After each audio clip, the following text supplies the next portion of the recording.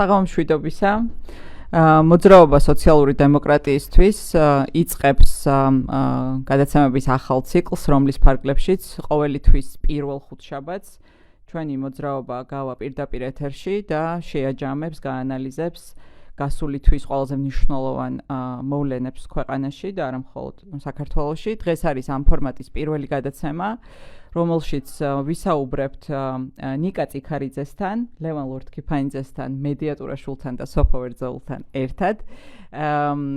წინა თვის და ძალიან მძიმე თვის მოვლენებზე, რომელიც რა თქმა უნდა არის გაგრძელება იმ პოლიტიკის და იმ ტალღის, რომელიც ბოლო 1 წელია მინიმუმ და კიდევ უფრო მეტი ჩვენს ქვეყანაში ქართული ოცნების მხრიდან მიმდინარეობს, რომელიც საფრთხეს უქმნის არა მარტო ზოგადად რაღაც დემოკრატიულ პროცესს, არამედ უკვე საფრთხეს უქმნის ზოგადად ადამიანების და საზოგადოებრივი ჯგუფების გადარჩენას, არსებობას, ამ ქვეყანაში დარჩენას და ცხოვრების გაგრძელებას, ხო? ბევრი ინიციატივა, რომელიც ბოლო გასული თვის განმავლობაში მოვისმინეთ, იქნება ეს განათლების სფეროს რეფორმასთან დაკავშირებული, საუნივერსიტეტო სივრცეებთან დაკავშირებული, პოლიტიკური პარტიების დაფინანსებასთან და ორგანიზებასთან დაკავშირებული, რა თქმა უნდა, საერთო ჯამში ყველაფერი ემსახურება იმ მიზანს, რომ ის რაც ვერ მიაღწია ქართულმა ოცნებამ რეპრესიის წინა ტალღებით, რომ პრაქტიკულად გაეტეხა საზოგადოების აქტიური ჯგუფი, პროტესტში ჩართული ჯგუფი, ის ვისაც განსხვავებული აზრი აქვს, ან საწინააღმდეგო მოსაზრებები აქვს ძალაუფლებაში მყოფი ადამიანებისგან განსხვავებით, ეს ადამიანები გაეჩუმებინა, გაეყვანა ქვეყნიდან და დაეცალა პრაქტიკულად სიცოცხლისგან ის საზოგადოებრივი თუ პოლიტიკური პროცესი, რომელიც ქვეყანაში მიდის მძიმედ, მაგრამ მაინც მიდის. სამწლიანი იერიშების მიუხედავად შეგვიძლია ვთქვათ, რომ ქართულ ოცნებას პრაქტიკულად ბოლო 2-3 წელია სხვა არაფერი უკეთებია, თუ არა ამ საზოგადოებრივ და ორგანიზებულ ჯგუფებზე შეტევა. და აი ამ კონცენტრირებული შეტევის მიუხედავად აგრძელებენ ადამიანები მოქმედებას, ორგანიზებას, მობილიზებას, პროტესტის გამოხატვას, მიუხედავად არაერთი სამართლებრივი, პოლიტიკური, ფიზიკური თუ ფსიქოლოგიური ზეწოლისა და საფრთხისა, რომლის წინაშეც ადამიანები არიან და ჩვენც მათ შორის, როგორც მოძრაობა და ჩვენი მოძრაობის ინდივიდუალური წევრები, ათეულობით ჩვენი წევრი არის ადმინისტრაციული წესით დაჯარიმებული, რამდენიმე ადამიანი არის სისხლის სამართლის პროცესებში ჩართული, ჩვენი ანგარიშები არის მონიტორინგის ქვეშ და ასე შემდეგ. ხო, ყველა ეს რეპრესიული კანონი პირდაპირ აისახება ჩვენს მომავალზე, ჩვენ საქმიანობაზე, მაგრამ დღეს ვართ აქ იმიტომ, რომ ვიმსჯელოთ არა მარტო იმაზე, რაში აღმოჩნდით ბოლო 1 თვის განმავლობაში, ვილაპარაკოთ იმაზეც, რა გზები შეიძლება არსებობდეს საქმიანობის გასაგრძელებლად. მიუხედავად იმისა, რომ ძალიან რთულად წარმოგვიდგენია ყველას მომავალი და ალბათ 4-ვეს შეიძლება საერთოდ სხვადასხვანაირი ხედვა გქონდეს დღეს აქ ჩვენ მომავალზე, ერთ რამეზე ვთანხმდებით და ჩვენი მოძრაობა ამაში არის ერთსულოვანი, რომ საზოგადოების ორგანიზების, ძალისხმევის გაერთიანების, ჩვენი საერთო ბრძოლის და შრომის გარეშე შეუძლებელია დავამარცხოთ ის ავტორიტარიზმის ტალღა, რომელმაც გადაუარა უკვე ქართული ოცნების სახელით ამ ქვეყანას და ამიტომ შეიძლება ფორმებში, გზებში განსხვავებული წარმოდგენები გქონდეს, მაგრამ ერთიანობა, საერთო ძალისხმევა ალბათ ის არის, რაზეც დგას ეს მოძრაობა და ჩვენი ეს კოლექტიური ერთობა არის ძალიან დიდი იმედი ბევრი ადამიანისთვის, მოძრაობის შიგნითაც და გარეთაც. ალბათ სანამ ხო აი მომავალზე ვილაპარაკებთ, მანამდე პოლიტიკურ შედეგებზე უნდა ვისაუბროთ და განზრახვაზე, ხო, რა განზრახვა აქვს ქართულ ოცნებას, რომელმაც ახალი რეპრესიების ტალღა დააინიცირა და რას ნიშნავს ეს? ნიშნავს თუ არა ეს იმას, რომ ჯერ კიდევ არ არის მშვიდად, მიუხედავად იმისა, რომ ამდენი ადამიანი ციხეშია, ამდენი ადამიანი გავიდა ქვეყნიდან და ასე შემდეგ.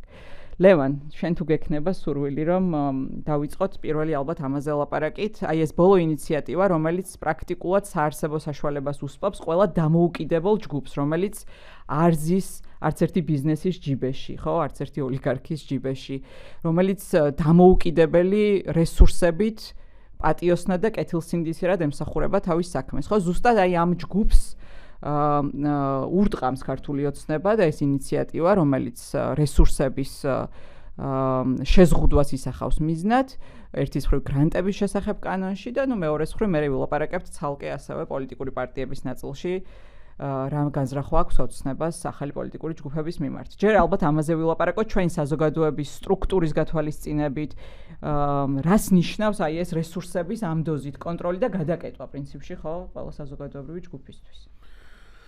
დიდი მადლობა, ძალიან კარგი შესავალი იყო და ძალიან საინტერესო და მნიშვნელოვანი კითხვა, რომელიც ჩვენ ყველას გვაწუხებს და ტვირთად გვაწევს.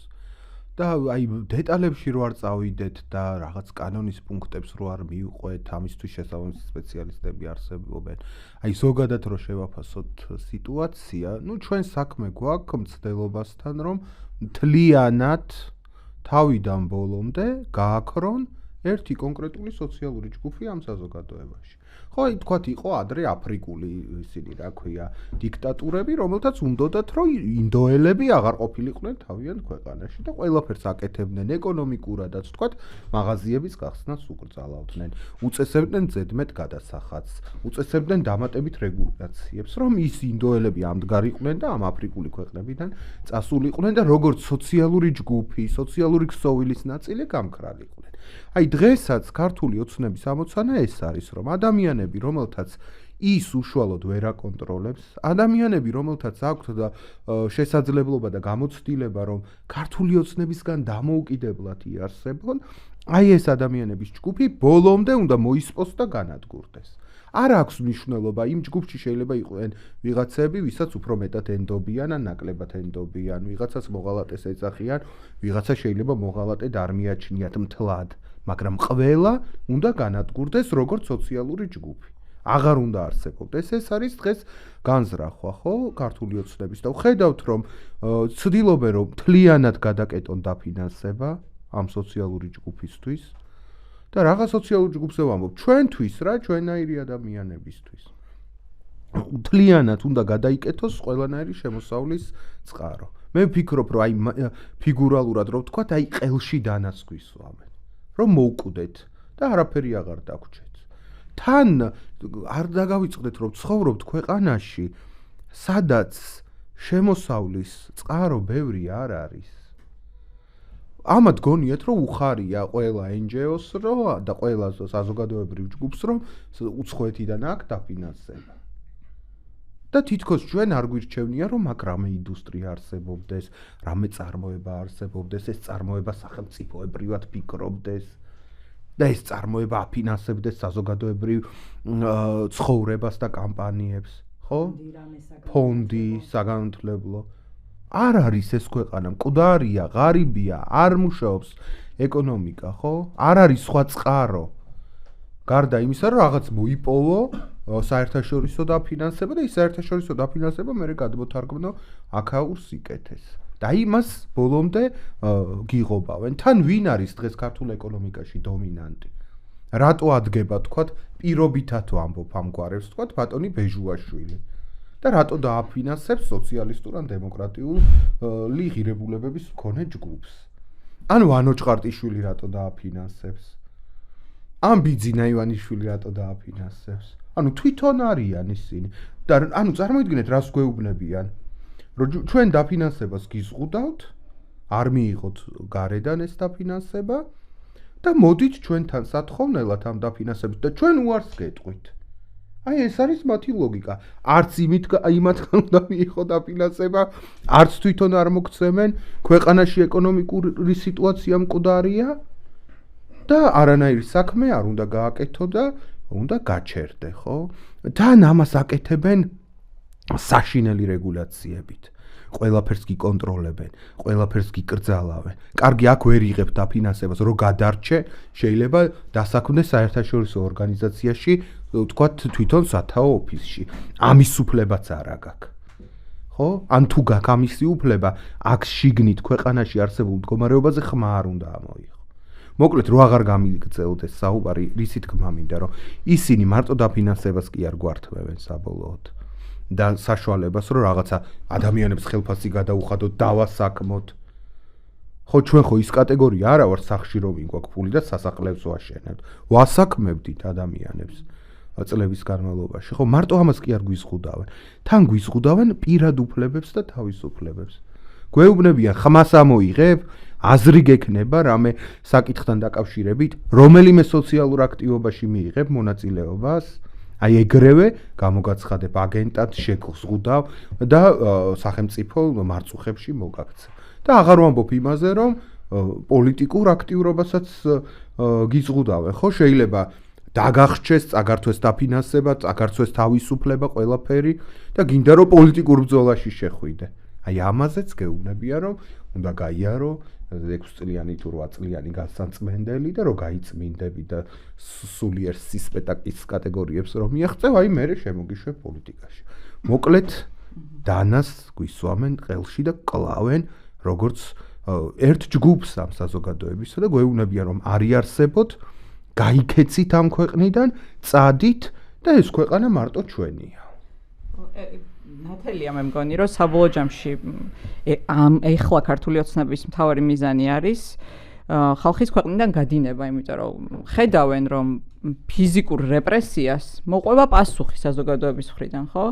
ნახეს რაც ხდებოდა წინა წელს დეკემბერში ამ ძალადობის სისასტიკის ფონზე, ხალხი გამოდიოდა და სოლიდარობას გამოხატავდა, ხო? ამიტომ მათი აზრით ჭკვიანური გზა მოიფიქრეს, რომ ფიზიკური ძალადობის ნაცვლად, აი ეკონომიკური რეპრესიის და ფინანსური რეპრესიის გზით გაიძულონ, რომ გახვიდე ქვეყნიდან, სისხლისგან დაცალონ ქვეყანა. ეს არის, ანუ რეალურად ჩვენ ვლაპარაკობთ საზოგადოების ერთ ნაწილზე, რომელიც აქტიური, სამოქალაქო, პოლიტიკური, საზოგადოებრივი თვალსაზრისით იყო აქტიური, აცოცხლებდა ეკონომიკის სხვა დარგებს, ასაქმებდა სხვა ადამიანებს, იხდიდა გადასახადებს და აი საზოგადოების ეს სეგმენტი და ეკონომიკის სეგმენტის პრინციპში ამდე 10 წლეულებია, ხო, რაღაცა ეკონომიკის მყარ ნაწილად ჩამოყალიბდა ის საქმე, რასაც უამრავი ადამიანი ამ ქვეყანაში ეწეოდა. ამ ხალხისგან უნდა დაიცალოს ქვეყანა, რასაც რა თქმა უნდა საბოლოო ჯამში პოლიტიკური მიზნები აქვს და ჩვენ დღეს ამ გადაცემას შემთხვევით არ დავარქვით ერთი ქვეყანა, ერთი პარტია.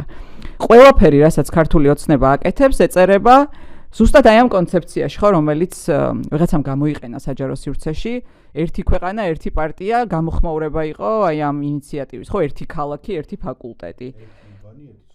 ერთი უბანი, ერთი სუპერმარკეტი, მაგრამ ერთი პარლამენტი და რამდენიმე მილიონერი ქართული ოცნების შემადგენლობაში, ხო?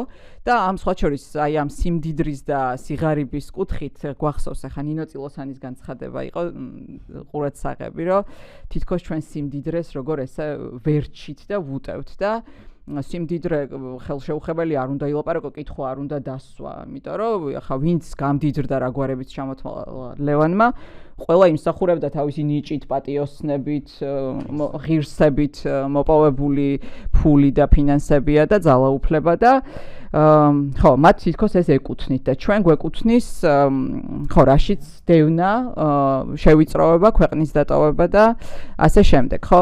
აი ამ რაღაცა ერთი ქვეყანა, ერთი პარტიის ლოგიკა რომ გავაგრძელოთ და ალბათ ზუსტად ამას ებმის ეს პოლიტიკური პარტიების ნაწილში ცვლილებებიც რაც დაინიცირეს, რომლის მიხედვითაც ვისაც ნამუშევარი აქვს პირდაპირ თქვა საზოგადოებრივ ორგანიზაციაში, იმიტომ რომ საზოგადოებრივი ორგანიზაციის დაფინანსების ერთადერთი წყარო 10 წლეულებია არის საერთაშორისო დონაცია, ხო? იმიტომ რომ ამ ქვეყანაში არ არსებობდა და არ არსებობს სხვა ტიპის დაფინანსება, რომელსაც საზოგადოებრივი ორგანიზაციები მიიღებდნენ და ვისაც ასეთი საერთაშორისო დონაცია ჰქონდა მიღებული და ხელფას იღებდა საერთაშორისო დაფინანსებული პროექტებიდან, ამ ხალხს 8 წლით ეკრძალება პოლიტიკური პარტიის წევრობა.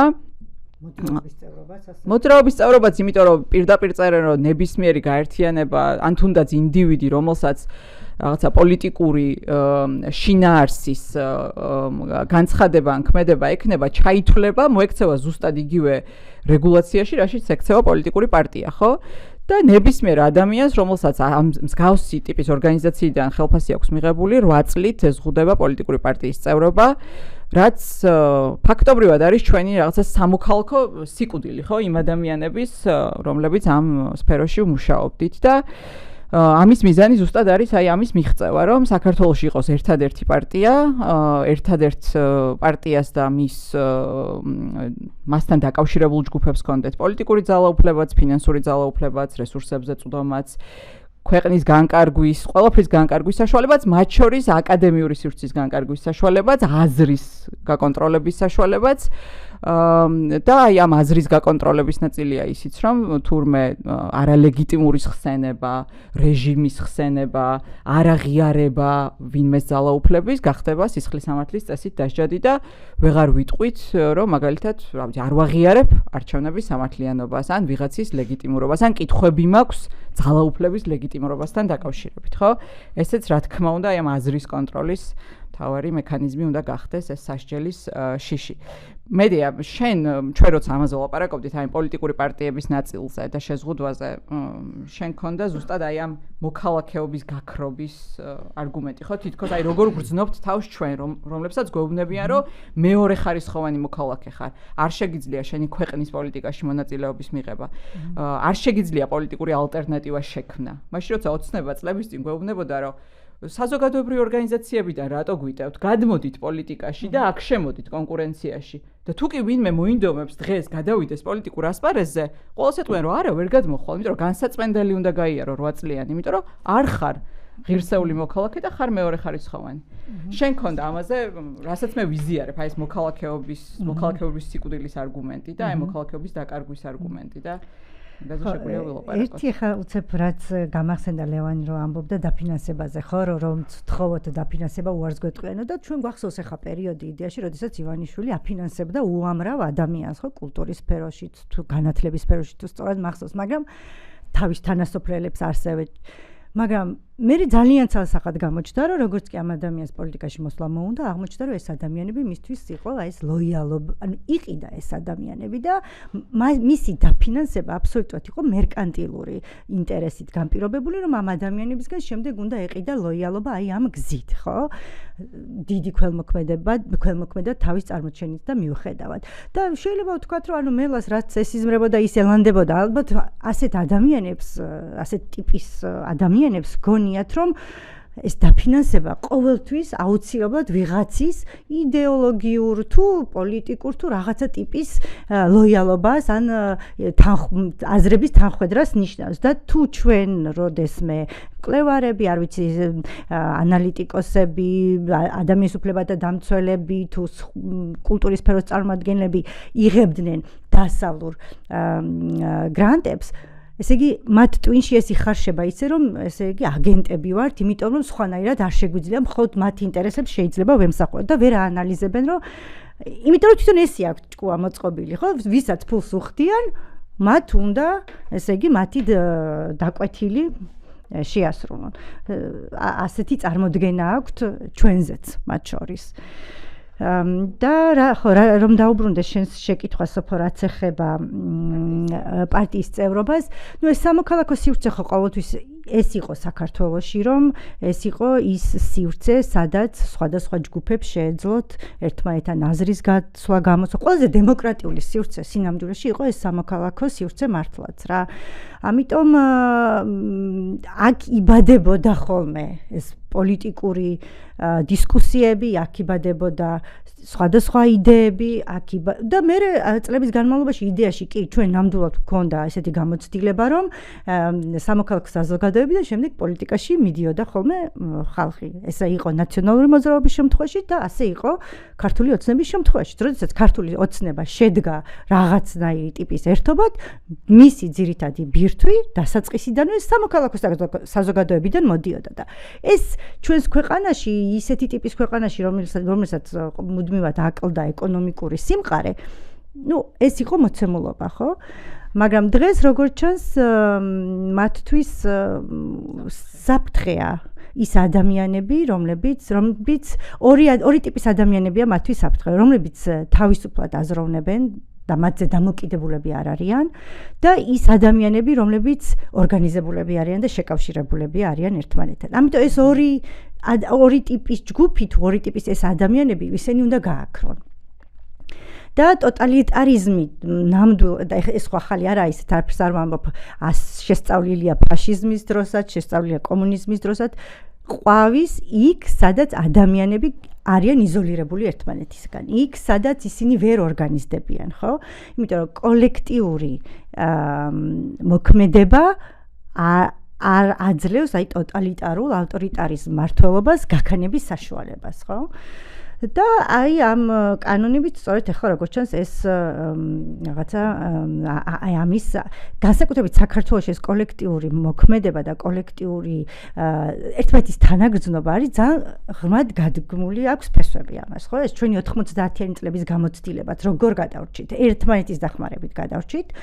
მე ყველას გვახსოვს 90-იანების სადარბაზოებში ცეცხლის დანთება და სამეზობლო სადილების კეთება გვახსოვს ეს, ხო? და ისტორია ამას დაარტყავს ახლა, რომ ჩვენ ერთმანეთისგან ვიყოთ გაუცხოებულები, შეგვეშინდეს, აი ის უცხოეთის აგენტი ხო არ არის, ეს რაღაცა ვიღაცისგან ფულს ხო არ იღებს, ამას ის ხო არ ჩაურიცხეს და ჩვენ შორისაც დათესონ აი შიში და ერთმანეთისადმი უნდობლობა. და ეს იქნება საუკეთესო ნიადაგი თავიანთი კონტროლის. ხა აი ორგანიზებაზე ლაპარაკობდა მედია და ნიკას ქონდა როცა ასევე დებატები ქონდა ამ თემაზე, ნიკა როგორც პროფკავშირული საქმიანობის წარმომადგენელი შეიძლება ცოტა განსხვავებულად ხედავდეს ორგანიზების ხარისხს, ხო, ჩვენ საზოგადოებაში. ერთის მხრივ ჩვენ გადავრჩით ერთმანეთის ესეთი სოლიდარობით, სამეზობლოების, სანათესაოების, კოლექტივების, მაგრამ აი პოლიტიკური ორგანიზების ხარისხი ჩვენი საზოგადოების არ აღმოჩნდა ისეთი, რაც აი ამ ავტორიტარიზმის შეკავებას მოახერხებდა, ხო?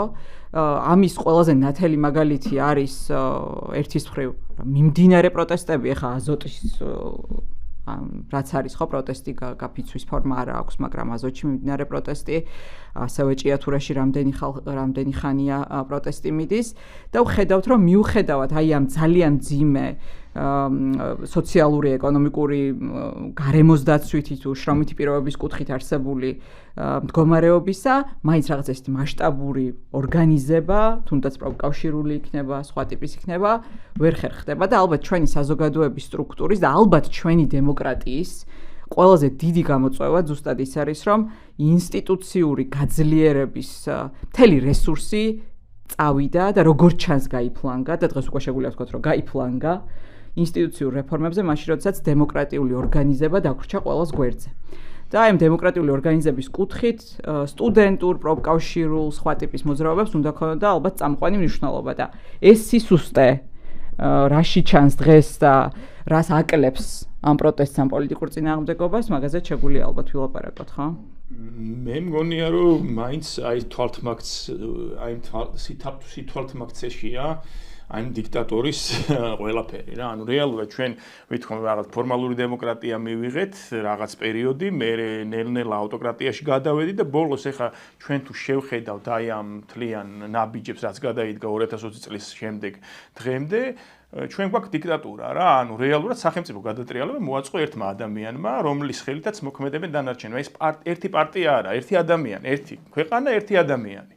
თორე ის პარტია რეალურად პარტია არ არის, ისინი არიან ხელის ბიჭები და ამიტომაც აი შე როგორც თქვი პოლიტიკაში მოდიან ისინი ჩვენ დავაგვიანეთ და ჩვენმა პატიოსნებმა დაგვაგვიანებინა, იმიტომ რომ ჩვენ გვინდოდა რომ ჯერ რაღაც გაგვიკეთებინა და მე მომხდარიყავით პოლიტიკაში, ხო?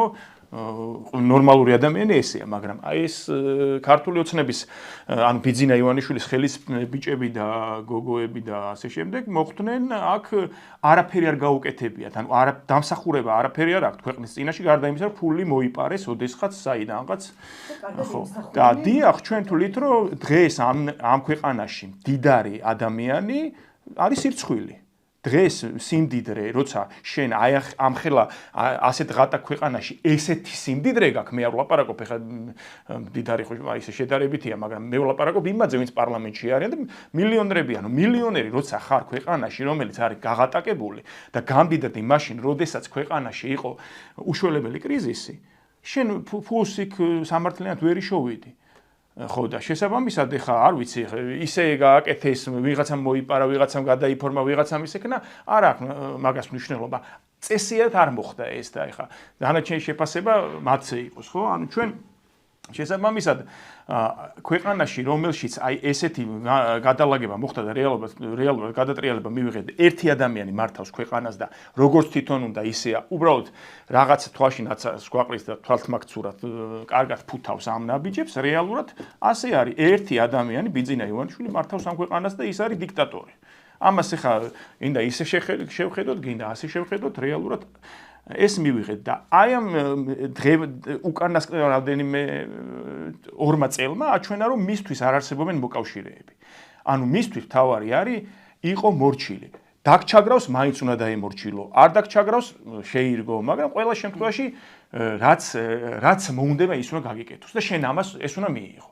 თავიდანვე უპირობოდ და შესაბამისად მე შეიძლება ცოცხალი გადაურჩე მოკლედ ამ სისტემას და ტყილა არ იძახდნენ როგორც ჩანს მახრჩობელა როგორც და ორგანიზებაზე რო იკითხეს ხო ორგანიზებაზე რო იკითხეს ორგანიზება აი ესეთ სიტუაციაში თულია ხო თული არის ესეთ ორგანიზება ხო რატო ეხლა მნიშვნელოვანი საკითხია ასეც შევხედოთ რა იმიტომ რომ რეალურად ჩვენი საზოგადოების ნაწილი რომელსაც იმედი ქონდა რომ რაღაცა წინააღმდეგობა გაძლიერდებოდა და აქ მოხდებოდა რაღაცა ტიპის ასე ვთქვათ აი დემოკრატიული ორგანიზება ეს ვერ მოხდა იმიტომ რომ სხვა ადამიანებს დაეკისრათ ეს მისია ადამიანებს რომლებიც ფულის ენით ელაპარაკებიან დიქტატორს რა ანუ ეგ იმას ნიშნავს რომ დიდი დამსაქმებელი ამ ქვეყანაში ვერასდროს ვერ იქნება რაიმე ტიპის წინააღმდეგობის გამწევი, იმიტომ რომ ის ფულის ენით ელაპარაკება მეორეს. ანუ ბიძინა ივანიშვილის თავარი იარაღი ამ ყოველთვის არის რა, რომ ცდუნება, ვაჭრობა, მერკანტილიზმი რო ახსენეთ, ტყილი არა, ვაჭრობა, ანუ ევაჭრება ყველას.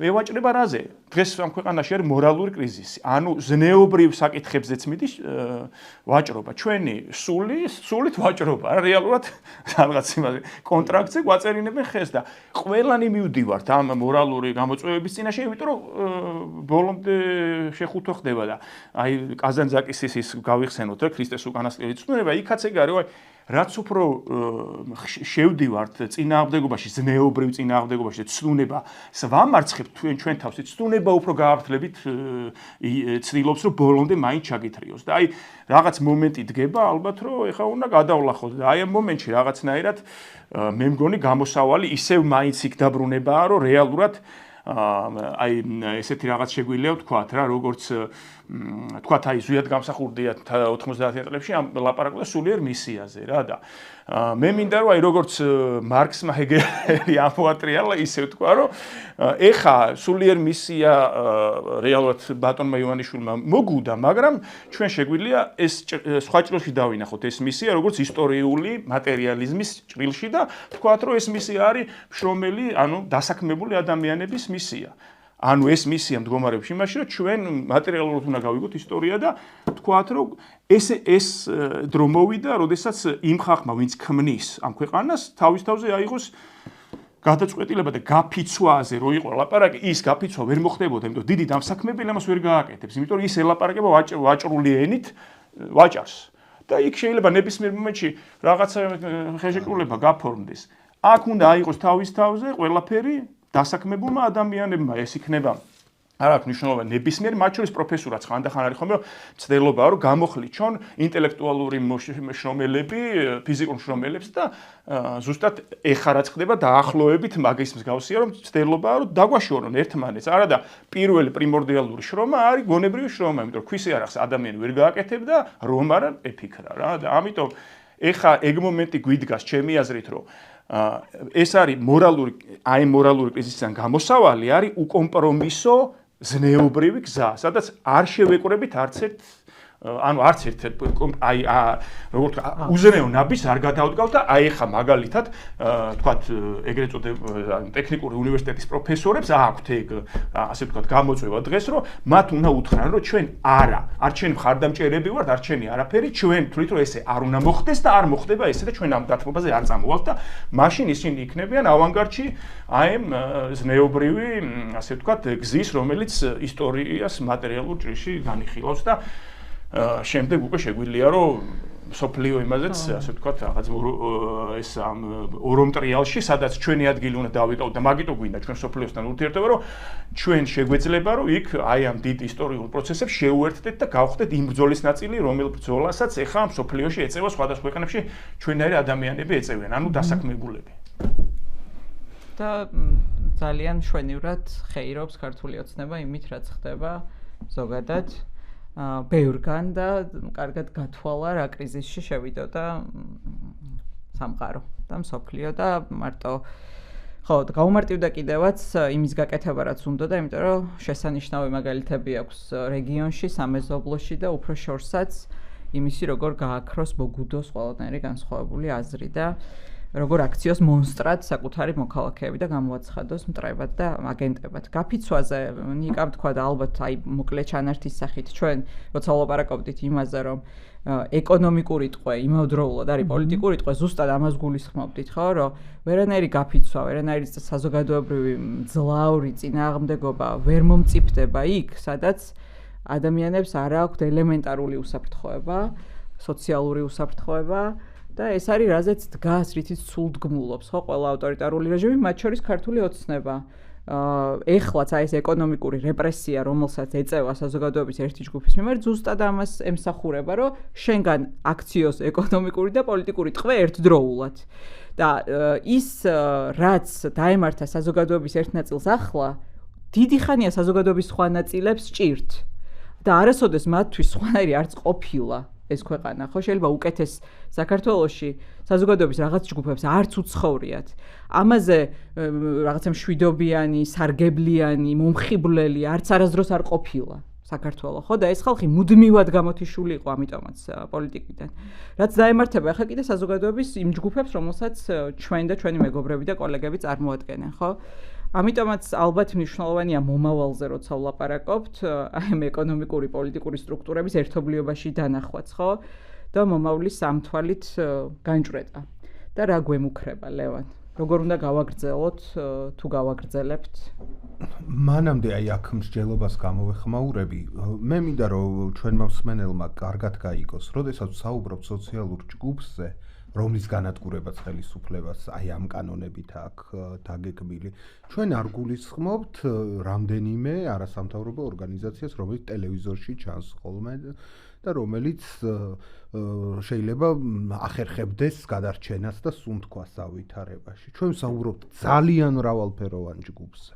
და შევახსენოთ ერთმანეთს, რომ საქართველოში არასამთავრობო ორგანიზაცია არის ერთადერთი ლეგალური ფორმა ორგანიზებისა. ფერმერები რო ერთიანდებიან, NGO-ს ქმნიან, ფეხბურთელები რო ერთიანდებიან, NGO-ს ქმნიან, პროფკავშირებს კიდე სხვა ფორმა. ანუ ძალიან მრავალფეროვან საზოგადოებრივ ჯგუფზე ვსაუბრობთ და არა იმ ძალიან სამკაციან ერთობაზე, რომელზეც გადატანილი აქვს ხოლმე აქცენტი ქართულ ოცნებას და მათგან ტრისკა ხატი აქვს შექმნილი და მარტო ამაზე მსჯელობს და ასე შემდეგ, ხო? ეს ერთი თემა. მეორე, რასაც მინდა გამოვეხმაურო, აი მოდით რა შევხედოთ აი საქართველოს მოქალაქეების დიდი ნაწილი რა მდგომარეობაში. და როცა მათ ყოფას გავაცნობიერებთ, მე მივხვდებით, რატომ არის ძნელი ორგანიზება ჩვენ საზოგადოებაში. აი როგორი არის საქართველოს რიგითი მოქალაქე, ხო? ძალიან დიდი ვალი აქვს. და მთელი მისი შემოსავალი მიდის ვალის უზრუნველყოფაში, საკვების ყიდვაში და კიდე რამე თუ დარჩა შეიძლება ტანსაცმელი იყიდოს, ისიც მეორადი, ხო? ანუ ძალიან ყოფით ძალიან ელემენტარულ ამბებში ხარჯავს ამ თანხას და ვალის უზრუნველყოფაში. ანუ მართლა ბორკილები ადევს ცხოვრებაში, ხო? როგორი არის კიდე მისი ყოფა? აუცილებლად ვიღაცა ყავს ქვეყნის ფარგლებს გარეთ. ანუ დაშლილი არის ემოციურად, კავშირი აქვს ან დედასთან დაკარგული, ან ძმასთან, ან მეუღლესთან, სულ აი ამ დეფიციტით და ამ ტკივილით არის სავსე. ხო? როგორი არის მისი ყოფა კიდე? ავად გახდება საავადმყოფოში მივა, კი ეს საყოველთაო ჯანდაცვის პაკეტი რო ამუშავდა, თუ სასწრაფო შეგიყვანა გიშველიან. მაგრამ თუ სასწრაფო არ შეგიყვანა, ნუ საშინელ ჯანდაცვის სისტემაში შედიხარ, ან ჰოს გეტყვიან, ან არას, ან გაგაგიჟებენ საშინელ დიაგნოზს გეტყვიან, არაპროფესიონალურად დაგისვამენ, ან ექიმს არ ცალია, უბედურება, ხო, გეშინია. ფულის მომტანი ხარ შენ მათთვის, მან პაციენტი კი არა ხარ, ფულის ტომარა ხარ, ასე ხედავენ. რომ მე იმ კერძო საკუთრება ამოიღოს სახელმწიფო ბიუჯეტიდან თანხა. განათლების მიღება გინდა და ამაზე დღეს ვისაუბრებთ, ესე იგი ყველაფერს აკეთებენ, რომ სახელმწიფო სკოლები არაფრად არ ვარგოდეს და ადამიანს იქ მიიყვანა არ უნდადეს შვილის და თავიანთი შვილები კარგად დაყავთ კერძო სკოლებში და სახელმწიფო სკოლები დაცლილია მაღალ ჩინოსნების და მილიონერების შვილებისგან. ხო, უმაღლესი სასწავლებლები აგერ ისედაც სულს ღაფავდნენ და ეხა მიმდგარები არიან უროთი და ანგრევენ და ამტურევენ ყველაფერს იქ განათლებას ვერ მიიღებთ, ნერვიულობ, რომ შენი შვილი რომელ სასწავლებელში მივა, რა ცოდნას მიიღებს, ან როგორ იქნება 2 წლის მერე ის სასწავლებელი, სადაც შვილი მიყავს. ესეთი არის რიგითი მოქალაქის ყოფა, ხო? კიდევ გავაგრძელოთ თქვათ, ხო? შიშით ყვებავენ. შიშით. კი, შეცდომა არის ჩვენი პოლიტიკური ძალების, რომ რეალურ საფრთხეებზე, რაც ჩვენს ირგვლივ არის, არ რეაგირებენ და ამბობენ, რომ ომის ასაცილოა და მშვიდობა და არაფერს არ ნიშნავს და ასე შემდეგ. კი, ნამდვილად უმძიმესი ვითარებაა თანამედროვე მსოფლიოში და უმძიმესი გეოპოლიტიკის პირობებში გვიწევს ცხოვრება, მაგრამ რისთვის იყენებს ქართული ოცნება ამ ვითარებას, რომ შეაშინოს მოქალაქე. და უთხრას, რომ აი შენ იღებ განათლებაზე ხმას, გაჩუნდი, იმიტომ რომ გეოპოლიტიკური ვითარება საშიში ომი დაიწყება. იღებ ჯანდაცვაზე ხმას, გაჩუნდი. გაჩუნდი, შეიძლება რუსები 40 კილომეტრში დგანან. იღებ დემოკრატიაზე ხმას, ხმა არ ამოიღო, იმიტომ რომ 40 კილომეტრში რუსები დგანან და ამერიკა მაგერ დაიცვა, უკრაინა დაიცვა. აი ამ რიტორიკით, ანუ ჩვენ გვაქვს საქმე საქართველოს მოქალაქების სახით, ესე იგი უმძიმეს და ურთულეს მდგომარეობაში მყოფ ადამიანებთან. თან რომელთაც არ აქვთ ორგანიზების გამოცდილება. ხო, საბჭოთა ეპოქაში ეს ორგანიზების გამოცდილება სხვანაირი იყო. პოსტსაბჭოთა პერიოდში კი ორგანიზების ერთადერთი ფორმა, რაც არსებობს, არის მიტინგი და ქუჩაში ყვირილი. რომ აი აშენონ რაღაც სტრუქტურები, აშენონ რაღაცა ერთობები, პროფკავშირები იქნება, ეს სხვა ტიპის დიდი ასოციაციები და კოლექტიურად იბრძოლონ, აი ამისი გამოცდილება არ აქვთ. და აი აქედან გადავდივარ მე მომავალზე. მომავალი არის ძალიან ბუნდოვანი ჩვენი ქვეყნის და ჩვენი საზოგადოების ძალიან მძიმე პერიოდი გველოდება წინ, კიდევ უფრო მეტი წნეხი იქნება ამ ნაკლებად ნიჭიერი და ნაკლებად სერიოზული და ნაკლებად ჩაუსჭრეტელი დიქტატურისგან, მაგრამ ერთადერთი რაც ჩვენ შეგვიძლია არის ის, რომ პირველად დამოუკიდებლობის მოპოვების შემდეგ ვორგანიზმდეთ. დავრჩეთ არა მარტო ინდივიდები რეჟიმის წინაშე, ინდივიდები ამ ავტორიტარიზმის წინაშე, არამედ მისი რეპრესიების, მისი მარწუხების წინაშე წარვსდგეთ როგორც კოლექტივი, როგორც ერთობა. ამიტომ დღეს ყველაზე მნიშვნელოვანი რა არის, იცით, რომ როგორი სასოწარკვეთილებიც არ უნდა ვიყოთ ჩვენ.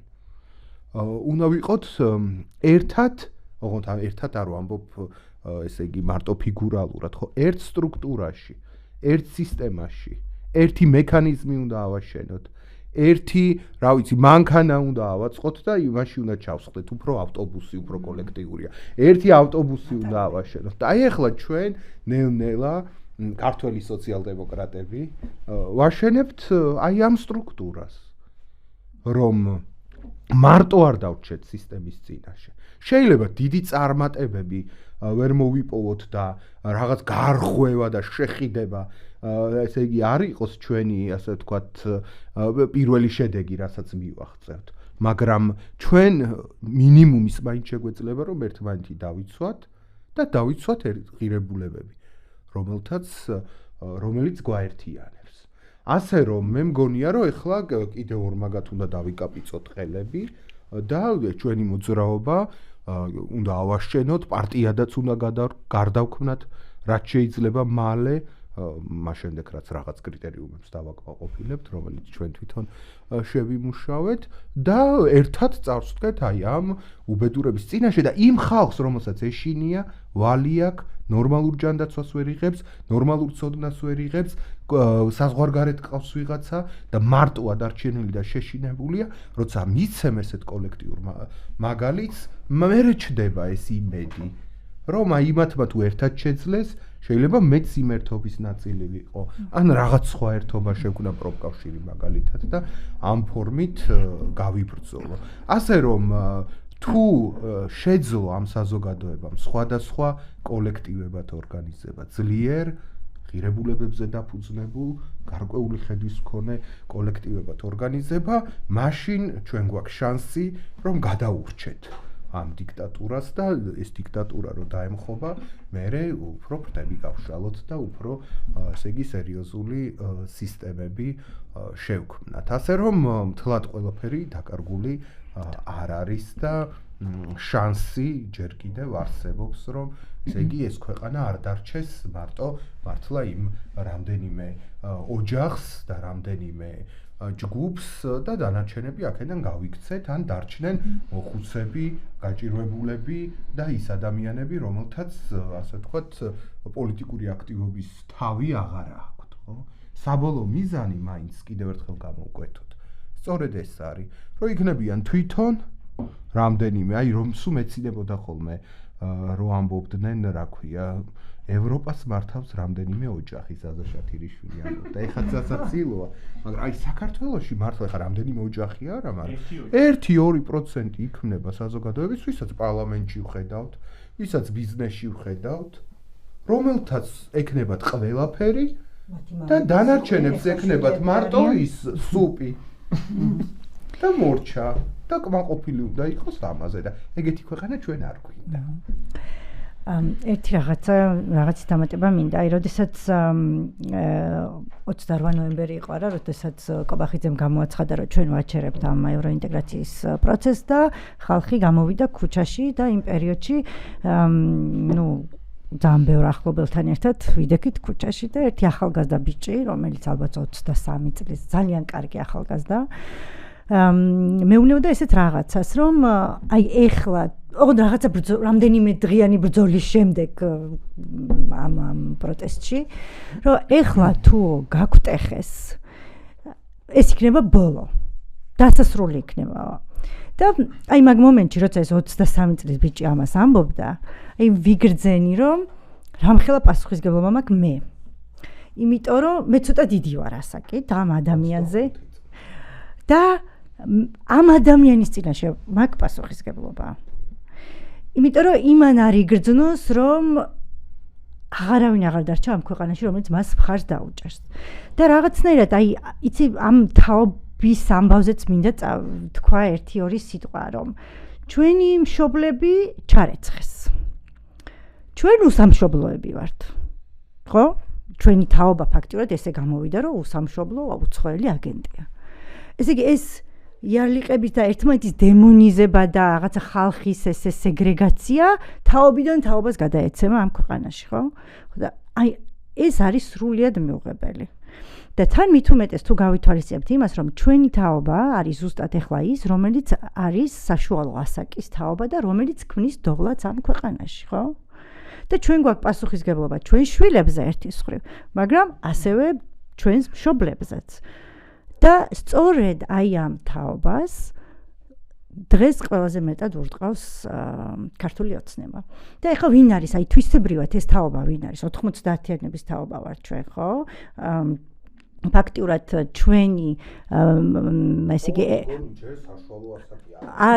არის ეხლა ლევან არის არა უკვე ხართ იმ ასაკში, მაგრამ ჩვენ ძალიან უნიკალური თაობა ვართ ასევე იმ კუთხით, რომ ჩვენი ცნობიერი ჩამოყალიბდა დამოუკიდებელ საქართველოში და ჩვენი ცნობიერი ჩამოყალიბდა კონფლიქტების კონტექსტში. იმ კონტექსტში, როდესაც საქართველო იბრძოდა დამოუკიდებლობისთვის და მთელი ჩემი ბავშვობა მახსოვს და თქვენც ასე იქნებით, ყოველდღიურ ომს როგორ ვუყურებდით. თბილისში, სოხუმში, ცხინვალში, ჩვენი ოჯახების წევრები, ჩვენი მეგობრები იძულებით გადაადგილებული პირები, მე ძალიან კარგად მახსოვს ჩემს კლასში, როდესაც შემოვიდნენ ბავშვები, რომლებიც აფხაზეთიდან იყვნენ და აი სრული გაოცება იყო, რომ აი როგორც ბავშვის გონება ვერ აღიქვავს ამას, ხო, რა ხდება ამ ქვეყანაში, მაგრამ სამაგიეროდ მესმოდა ის ისტორიები, რაც ამ ბავშვებმა გამოიარეს და რას ყვებოდნენ ისინი, ხო, სრულიად წარმოუდგენელი რაღაცა. და ეს ხო კვალს ტოვებს ჩვენზე, რას ნიშნავს ჩვენთვის ეს ქვეყანა, ხო? ეს ქვეყანა ჩვენთვის ნიშნავს დამოუკიდებელ ქვეყანას, რომელიც ჩვენთან ერთად იზრდებოდა და ჩვენთან ერთად სწავლობდა, როგორ უნდა ეცხოვრა დამოუკიდებლად. და ჩვენ ალბათ ჩვენი მშობლებისგან განსხვავებით თავს მივცემ ამის უფლებას, რომ თქვა, ჩვენ ვიცით დამოუკიდებელი ქვეყანა უფრო კარგად წარმოგვიდგენია, როგორი უნდა იყოს, ვიდრე გონია რომ ჩვენს მშობლებს წარმოედგინათ, იმიტომ რომ მათ იმდენი ქარტეხილი გამოიარეს და იმდენად გარდამავალ პერიოდში მოუწიათ სწავლა, ცხოვრება, შემდეგ უკვე გაჭირვება საშინელი, ხო? და დღეს, აი მე მგონი ჩვენ ვიყავით იმ თაობას, ის თაობა, რომელსაც გვჯეროდა, რომ ჩვენ როგორც ერთ რიგით მოქალაქეს შეგვიძლია რაღაცის შეცვლა ამ ქვეყანაში და შეგვიძლია რაღაცა ცვლილების მოხდენაც, რაღაცა გავლენის მოხდენაც რაღაცაზე, ხო? და ეხა უნდათ რომ ეგ მოგვისწონოს. ზუსტად ეგ. ის ხალხი, ვინც ფიქრობს, რომ მის ქმედებას აზრი აქვს, ის ხალხი, ვინც ფიქრობს, რომ მას რაღაცის გაკეთება შეუძლია, ამ ქვეყნისთვის, აი სწორედ ის ადამიანები უნდა გააჩუმონ, დაჩაგრონ, ქვეყნიდან გააქციონ. აი გუშინ ველაპარაკებოდი ჩემს მეგობარს, ზუგდიდის რაიონის ერთ-ერთ სოფელში ცხოვრობს, 3 შვილის დედა და თავისი სოფლისთვის და თავისი რეგიონისთვის იყო უაქტიურესი გოგო. სკოლისთვის რაღაცას აკეთებდა, იქ თავისი თემისთვის რაღაცას აკეთებდა, თავისი თემის ახალგაზრდებისთვის რაღაცას აკეთებდა, ჩაჰყავდა სხვადასხვა რეგიონებში, რამ რეგიონებიდან ჩამოყავდა, თუ თბილისიდან ჩაყავდა, რაღაც მწერლები და ამ ბავშვებს ახვედრებდა და ასე შემდეგ. დღეს ეს გოგო მეუბნება, რომ ემიგრაციაზე ფიქრობს. და სხვა გზა უბრალოდ მას არსებობის გზა აღარ აქვს. რატომ? იმიტომ რომ მას აქვს დამოუკიდებელი აზრი, იმიტომ რომ მას ქმედება შეუძლია, იმიტომ რომ მისი ქმედებით რაღაცა სასიკეთო ცვლილების მოტანაა შესაძლებელი და ეს არ უნდათ. და ალბათ აი იმ თაობის ემიგრაცია ხარ, რომელსაც შენ აღწერდი, კიდევ განსხვავებული ტიპის ემიგრაცია იქნება, იმიტომ რომ ამ თაობის წასვლა ნიშნავს წასვლას ოჯახებით, შვილებით, რომლებიც გაიზრდებიან იქ და აქ დიდი ალბათობით მათი ნაწილი ალბათ აღარც დაბრუნდება.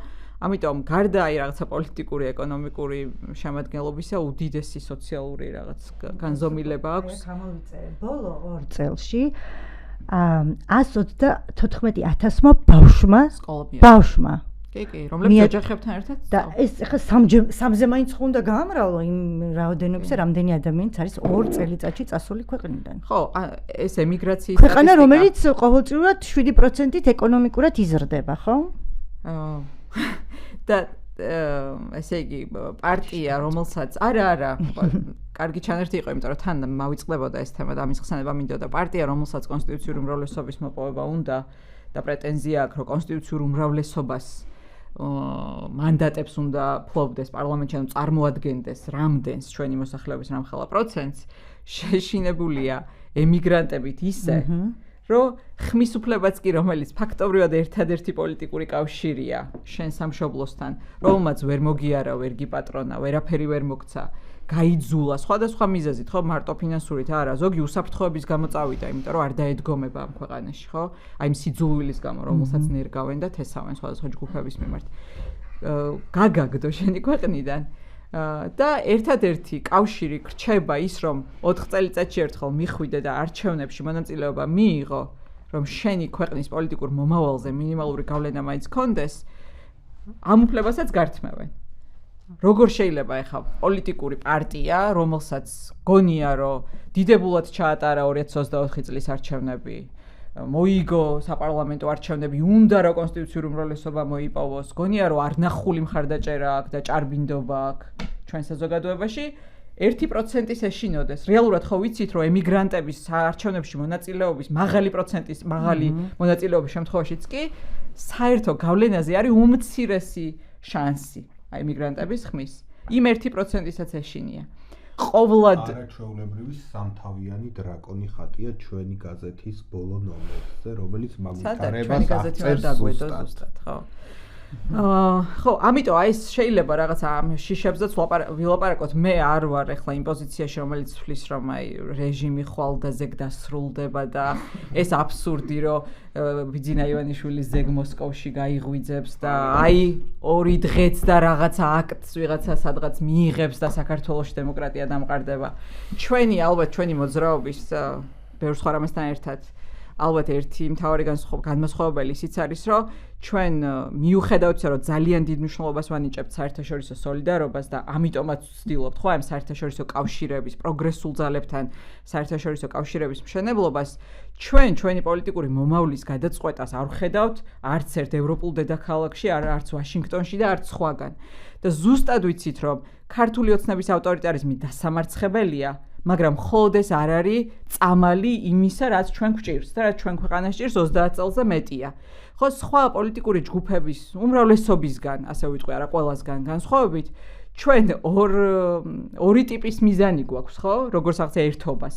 ერთის მხრივ წინ აღვუდგეთ ამ ავტორიტარიზმს და შევაჩეროთ ის ტალღა, რომელიც დაიწყო ქართულმა ოცნებამ მისი მმართველობის ბოლო წლებში განსაკუთრებით და მეორეს მხრივ შევქმნათ ისეთი ალტერნატივა, რომელიც აი ამ რაღაცა მოჯადოებული წრიდან გამოიყვანს ჩვენ საზოგადოებას, ხო?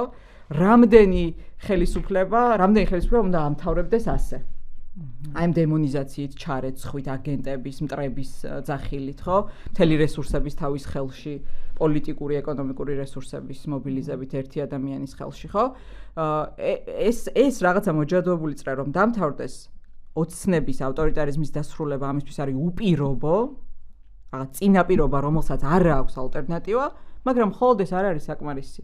გვჭირდება უფრო მეტი, რომ მართლა დემოკრატიული ორგანიზება ამ ქვეყანაში შედგეს და ის რაღაცა ფასადური ინსტიტუციური რეფორმები, რომელშიც უამრავი ფული დაიხარჯა და მართლა ევროკავშირთან დაახლოების პროცესი ქართულმა ოცნებამ რაღაც აი ფასადურ რეფორმებამდე მიიყვანა, საკანონმდებლო რეფორმებამდე, ამან მიიღოს შინაარსი და ჩვენმა საზოგადოებამ, ჩვენმა თანამოქალაქეებმა იგრძნონ რეალური რაღაცა უპირატესობა იმ პოლიტიკური და ეკონომიკური კავშირის, რომელშიც გვინდა, რომლის წევრობაც გვინდა, ხო?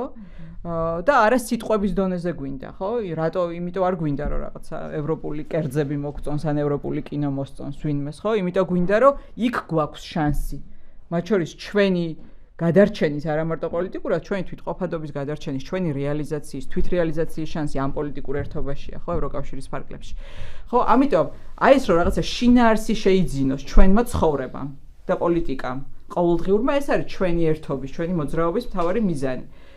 და აი ხა კითხვა არის რამდენიმე და დაგისვამთ ბარემ, რადგან უკვე ჩხუბებიანად. ნიკას, აი, ბარემ მაშინ ნიკას დაუსვით, იმიტომ რომ ნიკას მინდოდა რომ epasukho. არ პასუხობთ რაღაც გვაწერინოთ და ერთი ელენე მდინარეზე წეს რომ მოძრაობა კონკრეტულად რას აპირებს უახლოეს მომავალში, იგივე ადამიანს წეს რომ კობახიძის დებატებში თუ დაუჯდებით და რა პირობებით. ასევე არის კიდევ ერთი შეკითხვა, ეს რომ ჩაინიშნოთ ბარემ რომ არ შეგაწყვეტინოთ. ეკლესიის და სახელმწიფოს მიმართებაზე რას ფიქრობთ თავრობაში რომ მოხვიდეთ? და ასევე ძალიან ისეთი სახელი და გვარით სპირიდონ კედია წერს რეალურად რომ მიიღოთ და შეძლოთ არჩევნებში მონაწილეობა 2028 წელს რა მოლოდინი გაქვთ, რამდენ პროცენტს აიღებთ? სპირიდონ კედიამ რამდენიც აიღო პირველ რესპუბლიკის დროს, იმაზე მეცავი. აბა მოძრაობის მომავალზე ლევანმა გარკვეულწილად ნაწილობრივ უპასუხა. ეხა ძალიან რთულია ხო ამ სიტუაციაში, როცა მეორე მხარეს არის სიტუაციის კონტროლის სრული რესურსი და ჩვენთვის არის სრულიად არაპროგნოზირებადი ვითარება, რაღაცა კონკრეტული ვთქვათ, ხო?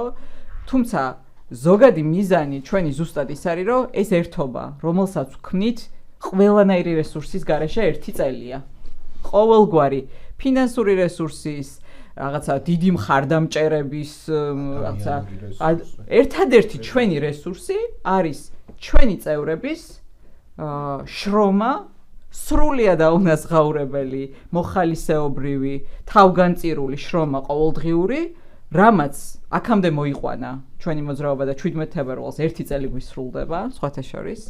და ამ დღეს მოძრაობაში არის ეს განწყობა, რომ ადამიანები მზად არიან გააგრძელონ ეს თავგანწირული შრომა.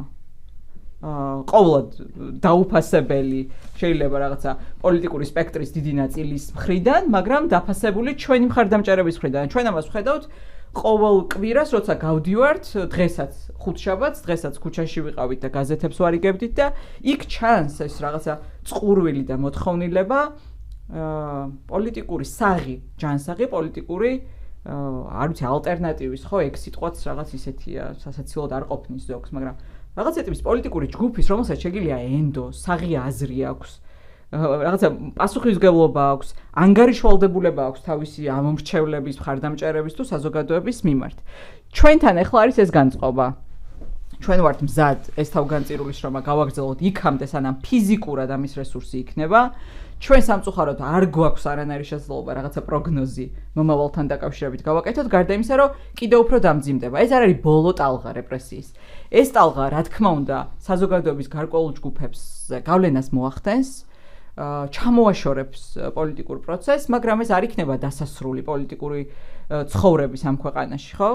აუცილებლად იქნება სხვა ტალღებიც, რომელიც ასევე შეგვეხება და შეეხება ჩვენ თანამებრძოლებს, მაგრამ ვიღაც აუცილებლად გადარჩება.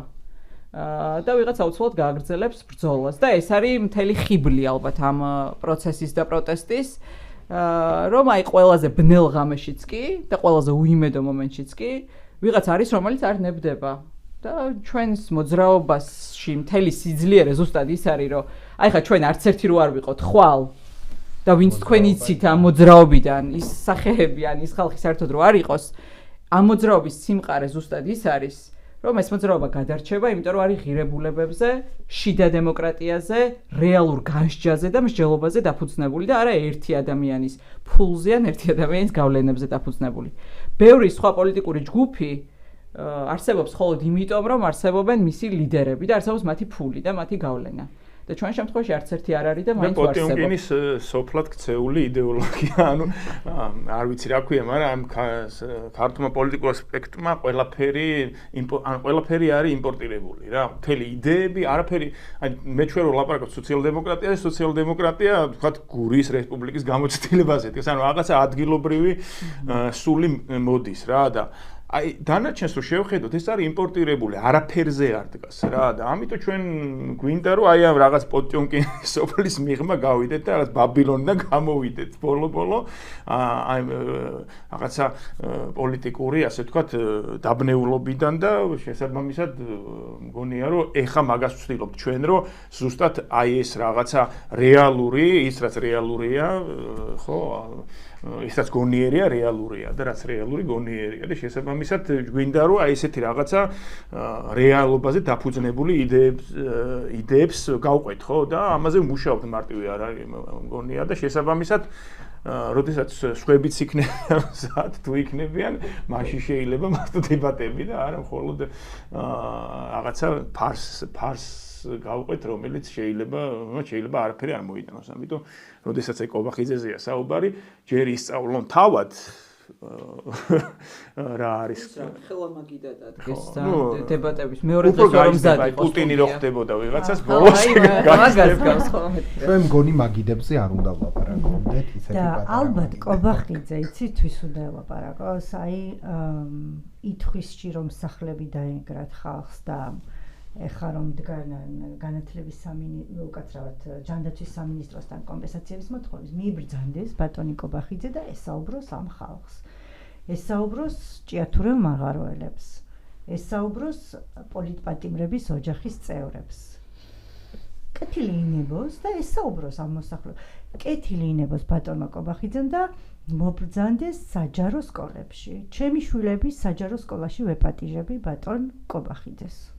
მინდა დავათვალიერებინო და ვანახო ბავშვები, არასრულწლოვანი პატარა ბავშვები, როგორ პირობებში სწავლობენ.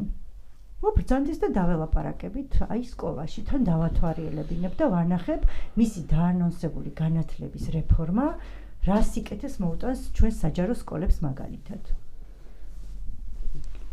და არა, ეხლა ის სოზარსუბარი რომ დაისვეს და ელაპარაკებიან. ხო, ჩვენთვის არ შემოთავაზება მოსულა. ჩვენ ესეც აკითხებს წყვეთ კოლექტიურად და როცა მოვა შემოთავაზებ. არა, თან მართლა ხალხო ხო გააჩნია დებატებსაც, რაც ჩვენ ნახეთ, ეს იყო დებატების გარდა ყველაფერი. იმიტომ რომ წარმოიდგინეთ, იყო 4 ადამიანი, ერთი გაბრაზებული, ცოტა ენერგია გამოცვლილი ოპონენტის წინააღმდეგ, ხო? ესე იგი, თურმე სხვა პარტია ყოფილა ნეიტრალური საქართველოს, სხვა პარტია ყოფილა ეს ისა, რა ქვია, სოზარსუბარი, ეგ ხო არის აი ახასიათებს ქართულ ოცნებას ყველაზე მაგრად, რომ საქართველოს პარლამენტის ვიცე-სპიკერად ოპოზიციის კვოტით არის სოზარსუბარი არჩეული. აი ზღაპარი კი არა, რა ვიცი, ეს რა ქვია, ამას დაცინვა და თავზე ლაფის დასხვა და ნუ ეხა იქ ვიცით სხვა პარტიებს ის ესე იგი პოზიციაც და ლავირებაც და ვისთან არიან და როგორ არიან ხოლმე და როგორ ბინძურ თამაშს თამაშობენ ხანდახან. ხო და ესე იგი თავის კომფორტულ გარემო შეიქმნეს თავისთვის, სადაც არცეთ მას რა ქვია მწარე შეკითხვას არ უპასუხეს, და არც დასმულა ის შეკითხვა. და ამას ეძახიან დებატებს. დებატების გარდა ყველაფერი იყო ის. ასე რომ მე იმას კი არ ვეწინააღმდეგებთ რეგლამენტირებას და დროს და მრავალფეროვნებას. შეიძლება თვითონ ფორმატი პროცედურულად არაჩვეულებრივი იყო, მაგრამ შემადგენლობა როგორი იყო? ვინ სვამდა შეკითხვას? წამყვანი როგორი იყო? რა გარემო დაახვედრეს იქ? ესეთი ეს დებატების გარდა ყველაფერია და ეხა სხვის სპექტაკლებში მონაწილეობას მე პირადად არ ვაპირებთ აი კოლექტივით უკადაწყვეტს რომ მიიღე მონაწილეობა კი ბატონო ეს ერთი საკითხი მეორე რას ვაპირებთ რომ იყოს შეკითხვა ხალხო მარტივად სოფო წინვალეთ თქვა რომ არაფერს კარგს მომავალში არ ველით წინ ქარიშხალი გველის მაგრამ ამ ქარიშხალში ჩვენ პატარა უჯრედს ვაშენებთ მოდით მოგვეხმარეთ ვინც იზიარებთ ჩვენს ღირებულებებს, ჩვენს მანიფესტში რაც წერია, ჩვენს პროგრამულ პრიორიტეტებში რაც წერია, რომელთაც ახლა განვაახლებთ და ხელახლა გამოვაქვეყნებთ. მოდით, შემოგვიერთდით. ჩვენ უნდა ვიყოთ ბევრი, პარტიად დარეგისტრირებასაც ვცდით. გამოგვივა? ხო, კარგი. არ გამოგვივა? არ არის აუცილებელი ქაღალდზე და იუსტიციის სამინისტროში არსებობდეს გაერთიანება, არაფორმალურადაც ვიარსებებთ.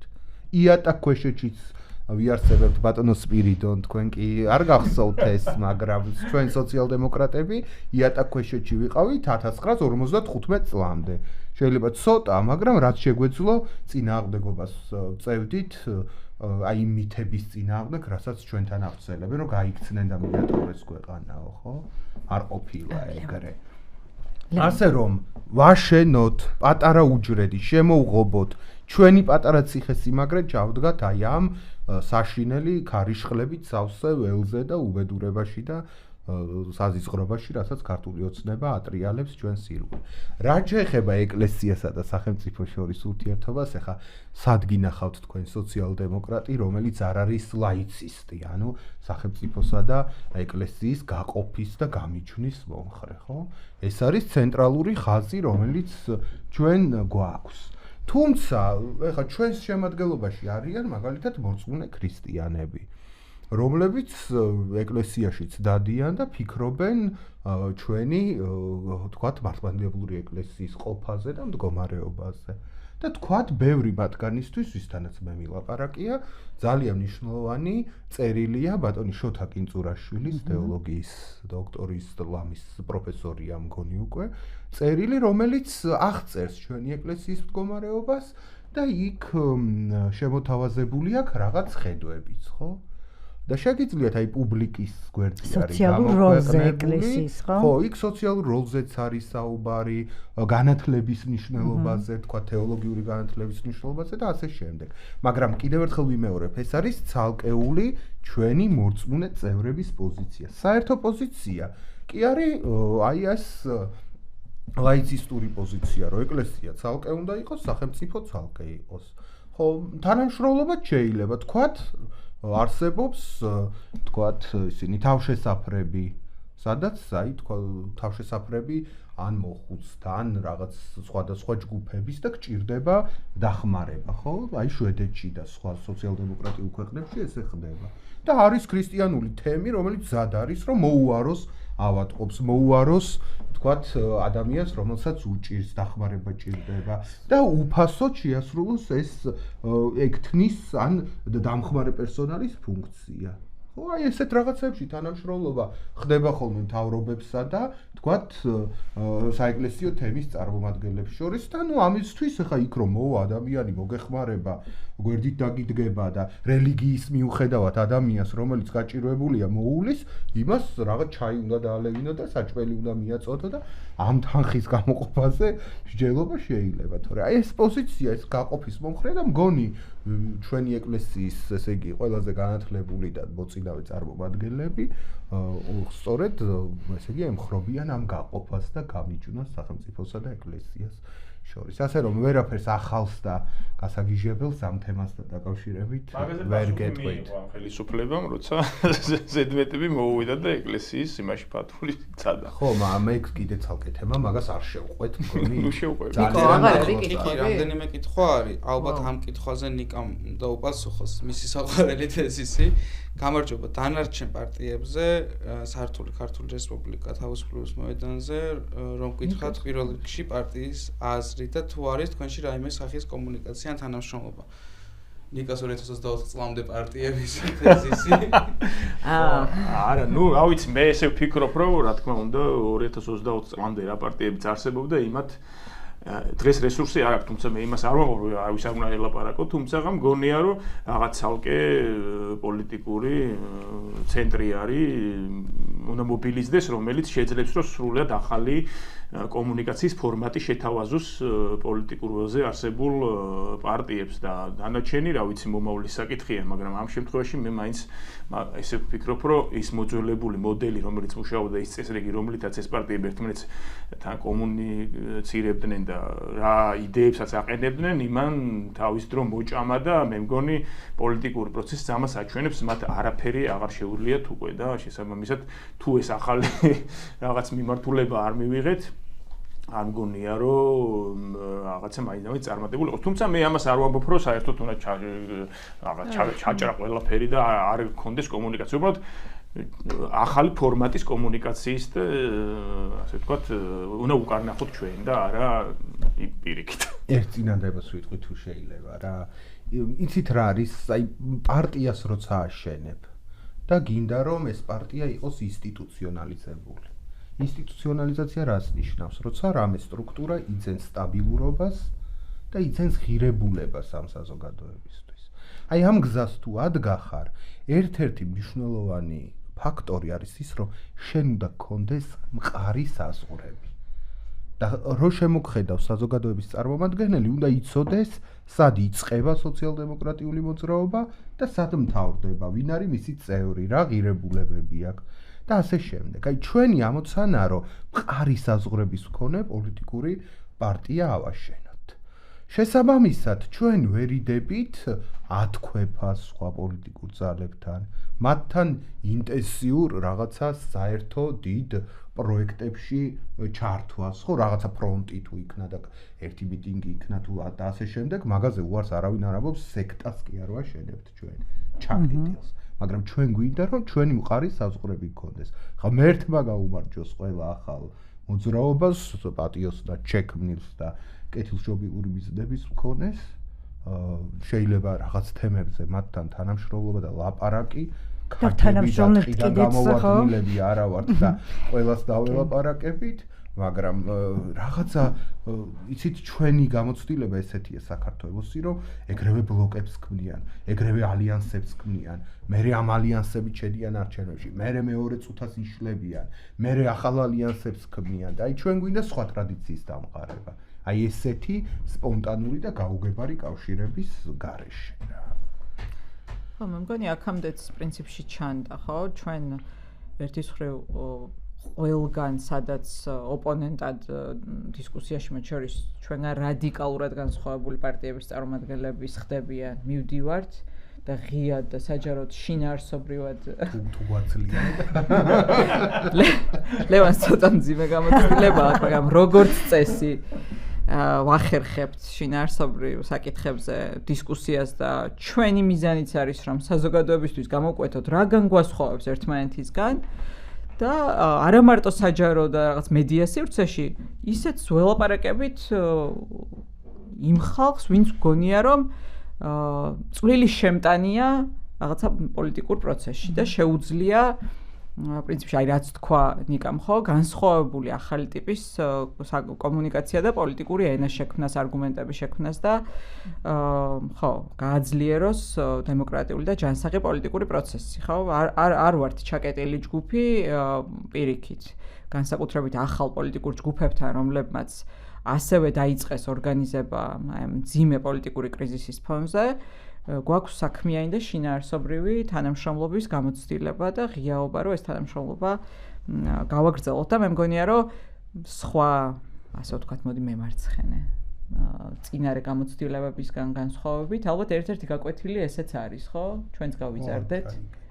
და ეს გაკვეთილიც ვისწავლეთ, რომ ეს კომუნიკაცია ჩვენც გვჭირდება და გვჭირდება საზოგადოებასაც, რომ ნახოს ჩვენ შორის რა არის მსგავსი, რა არის განსხვავებული და დაინახოს პირველ რიგში ის, რომ ჩვენ და სხვა დარწმუნებული ვარ ახალი პოლიტიკური ჯგუფებიც, რომლებთან ჩვენ გვაქვს ურთიერთობა, იმედი მაქვს, რომ ვაჩვენებთ იმას, რომ ჩვენ ვართ მზად ქვეყნის რაღაცა დიდი საჯარო სიკეთისთვის დავალაპარაკოთ ერთმანეთს. ხო, იარლიყები არ მივაწებოთ ერთმანეთს და იგივე არ გავაკეთოთ, რასაც გვიკეთებდნენ. ყველა ხელისუფლება რასაც აკეთებდა, ხო? ხან პრორუსი იყავი და რუსეთუმე იყავი და ჩასარეცხი იყავი, ხან deep state-ის აგენტი ხარ. არა მარტო ხელისუფლება, ხო? ამიტომ ამის ჩვენება, მე აი სულ ამას ვამბობ ეს გაერთიანდით, ერთად იყავით, ერთი ქოლგის ქვეშ იყავით, ერთი სახელი დაირქვით, ეს მგონია რომ არის სრულიად თავს მოხვეული და რაღაცა კონკრეტული პოლიტიკური ჯგუფების ინტერესებიდან წამოსული მესიჯი. საზოგადოება იმას კი ერთხავს, რომ ყველას ერთი ნომერი ეწეროს და ბიულეტენზე 51 და მხოლოდ ერთი ალტერნატივა იყოს. საზოგადოება იმას ითხოვს, რომ ჯანსაღი დამოკიდებულება დაანახო და აჩვენო ის, რომ პარლამენტში იქნება თუ პოლიტიკაში თუ სხვა საჯარო სივრცეში, შენ გაქვს იმის უნარი, რომ შენი პარტიული რაღაცა კოლექტიური როგორც ჯგუფის ინტერესი გვერდზე გადადო, რომ დისკუსიაში და დიალოგში შეხვიდე სხვასთან. ეს უნარი უნდა ვაჩვენოთ და ჩვენ ზუსტად ამის მზაობა გვაქვს, რომ ეს ჯანსაღი დისკუსია შედგეს ყველგან. ჩვენ გვაქვს ჩვენი პრინციპები, როგორც ლევანმა თქვა და ზუსტად ამაზე ვმუშაობთ, რომ ეს ღირებულებები იყოს მოხაზული, იყოს ყოველთვის ხელმისაწვდომი, მაგრამ ეს ხელს არ გვიშლის, რომ ვიყოთ ადეკვატურები პოლიტიკური ვითარების. და ეს პოლიტიკური ვითარება თუ მოითხოვს, რომ ჩვენ ველაპარაკოთ სხვადასხვა პოლიტიკურ ჯგუფს და არა მარტო პარტიებს, სხვადასხვა საზოგადოებრივ ჯგუფს, ჩვენ ამას ვაკეთებთ და გავაკეთებთ და გონია რომ ეს ეხმარება საერთო პროცესს და მიზანს. კონკრეტული გამოცდილება შეგვიძლია ვთქვათ, ხო, აი განათლების საკითხთან დაკავშირებით, ეს არის ზუსტად ჩვენი გამოცდილება, რომ ამ განათლების დეფორმის წინააღმდეგ ჩვენ თანამშრომლობთ და მუშაობთ თავისუფლების მოედანთან, საზოგადოებრივ ჯგუფებთან, სხვადასხვა პროფესიის პროფესიებთან, ხო, აი ეს განათლების ფორუმი, რომელიც გქონდა სადაც ყავდა მოწვეული როგორც ხო პოლიტიკური პარტიები, ისე საზოგადოებრივი ჯგუფები, მასწავლებლები, პროფესორები, მშობლები, ასე შემდეგ, ანუ პოლიტიკის კეთებას ესე ვხედავთ, რომ ის სფერო, რაც ეხებათ ადამიანებს, ხო, განათლება, რომელიც ეხებათ მასწავლებლებს, ლექტორებს, მოსწავლეებს, მშობლებს, მათი მონაწილეობის გარეშე ვერ გადაწყვეტა. სადღაც კაბინეტში მარტო ერთი ადამიანი ვერ გადაწყვეტა. იმიტომ რომ ერთი ადამიანი რო ზის მარტო კაბინეტში, იმას თავში ცუდი აზრები ებადება აშკარად. ჩვენი გამოცდილებას ხედავთ ამას. კოტებსო განსაზღვრავსო მერეო რაღაც ეკონომიკის სამინისტრო რაღაც ანუ განათლება მეცნიერება უკვე აი ესეთ იმაზე გამოდედა დახლზე და აბა ბაზარზე გამოვიდა ხო ბაზარზე გამოვიდა ზუსტად აი ეს სამარცხვინო და ძალიან მშვენიერია რაც აქ აღინიშნა რომ ჩვენ სხვა ალიანსები გვაქვს კიდე ასაშენებელი პოლიტიკურ პარტიებთანაც კიდევ ერთხელ ვამბობ კი თანამშრომლობ ყველაფერი სხვა ალიანსები გვაქვს ჩვენ ასაშენებელი ხო აი თქვა დამოუკიდებელი პროფკავშირული ჯგუფები ისინი იდეურად მათი ბედი, მათი ეკონომიკური მდგომარეობა, მათი კლასობრივი კუთვნილება, ხო? ჩვენთვის არის უნიშნულოვანესი ჩვენი იდეების და ღირებულებების ნაწილი, მათი გაძლიერება, ისე რომ ჩვენ არ შემოგვიერთდნენ და ცალკე ტენდენცია იყვნენ, ჩვენს ინტერესებში შედის. იგივე რაც მედია მახსენა, ხო? კონკრეტული ჯგუფები, განათლებასთან დაკავშირებული პროფესიული ასოციაციები, ბევრი მემარცხენე ინტელექტუალია ჩვენ საზოგადოებაში, რომელიც ჯერ არ შემოსულან ჩვენ მოძრაობაში. სად ახართ, რატო არ გვიერთდებით? სპეციალური მოწვევა გჭირდებათ? რა რითი ხართ ესე იგი ჩვენზე უკეთებდები, ხო? რო არ დაგჭირვებია, მობრძანდით, გელოდებით თქვენც. უამრავი მემარცხენე think tank-ი არის, ხო, პატარა. უამრავი არა, მაგრამ რამდენიმე. მათთან ალიანსები გვაქვს ასაშენებელი და რაც მთავარია, სოციალურ ჯგუფებთან, ხო? მასწავლებლები არის უდიდესი დასაყრდენი ამ საზოგადოებაში, რომელიც შეიძლება ჩვენ გვყავდეს საჯარო სექტორში დასაქმებულები, მეორე დიდი დასაყრდენი არის. და რა თქმა უნდა, შრომელთა სხვა ჯგუფები, რომლებიც შეიძლება ისეთი მასობრივი არ არიან, როგორც მასწავლებლები და საჯარო მოხელეები, მაგრამ მათთანაც ალიანსი გვაქვს ასაშენებელი. ასე რომ, ბევრი საქმე გვაქვს.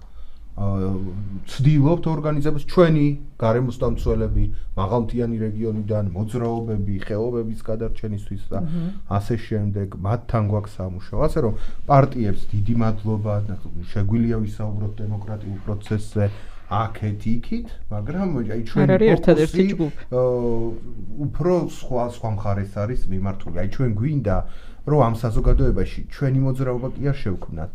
მარტო გვინდა ტენდენცია გავაძლიეროთ. მემარცხენე ტენდენცია იყოს ძლიერი და იყოს დიდი მდინარე ამ საზოგადოებაში და არა რაღაცა პატარა ელიტური და ოთახში ჩაკეტილი ინტელექტუალური კლუბი. ასე რომ ამოცანა დიდი გვაქვს. რამდენიმე მოსაზრება იმას წავიკითხავ და ერთ კითხვასაც ზარები რო იყოს შეიძლება რომ ეს ზარი შემოვიდეს ეთერში და უპასუხოთ. ეგ აი იდეა. თქვენს უკვე რაღაც ტრიალის.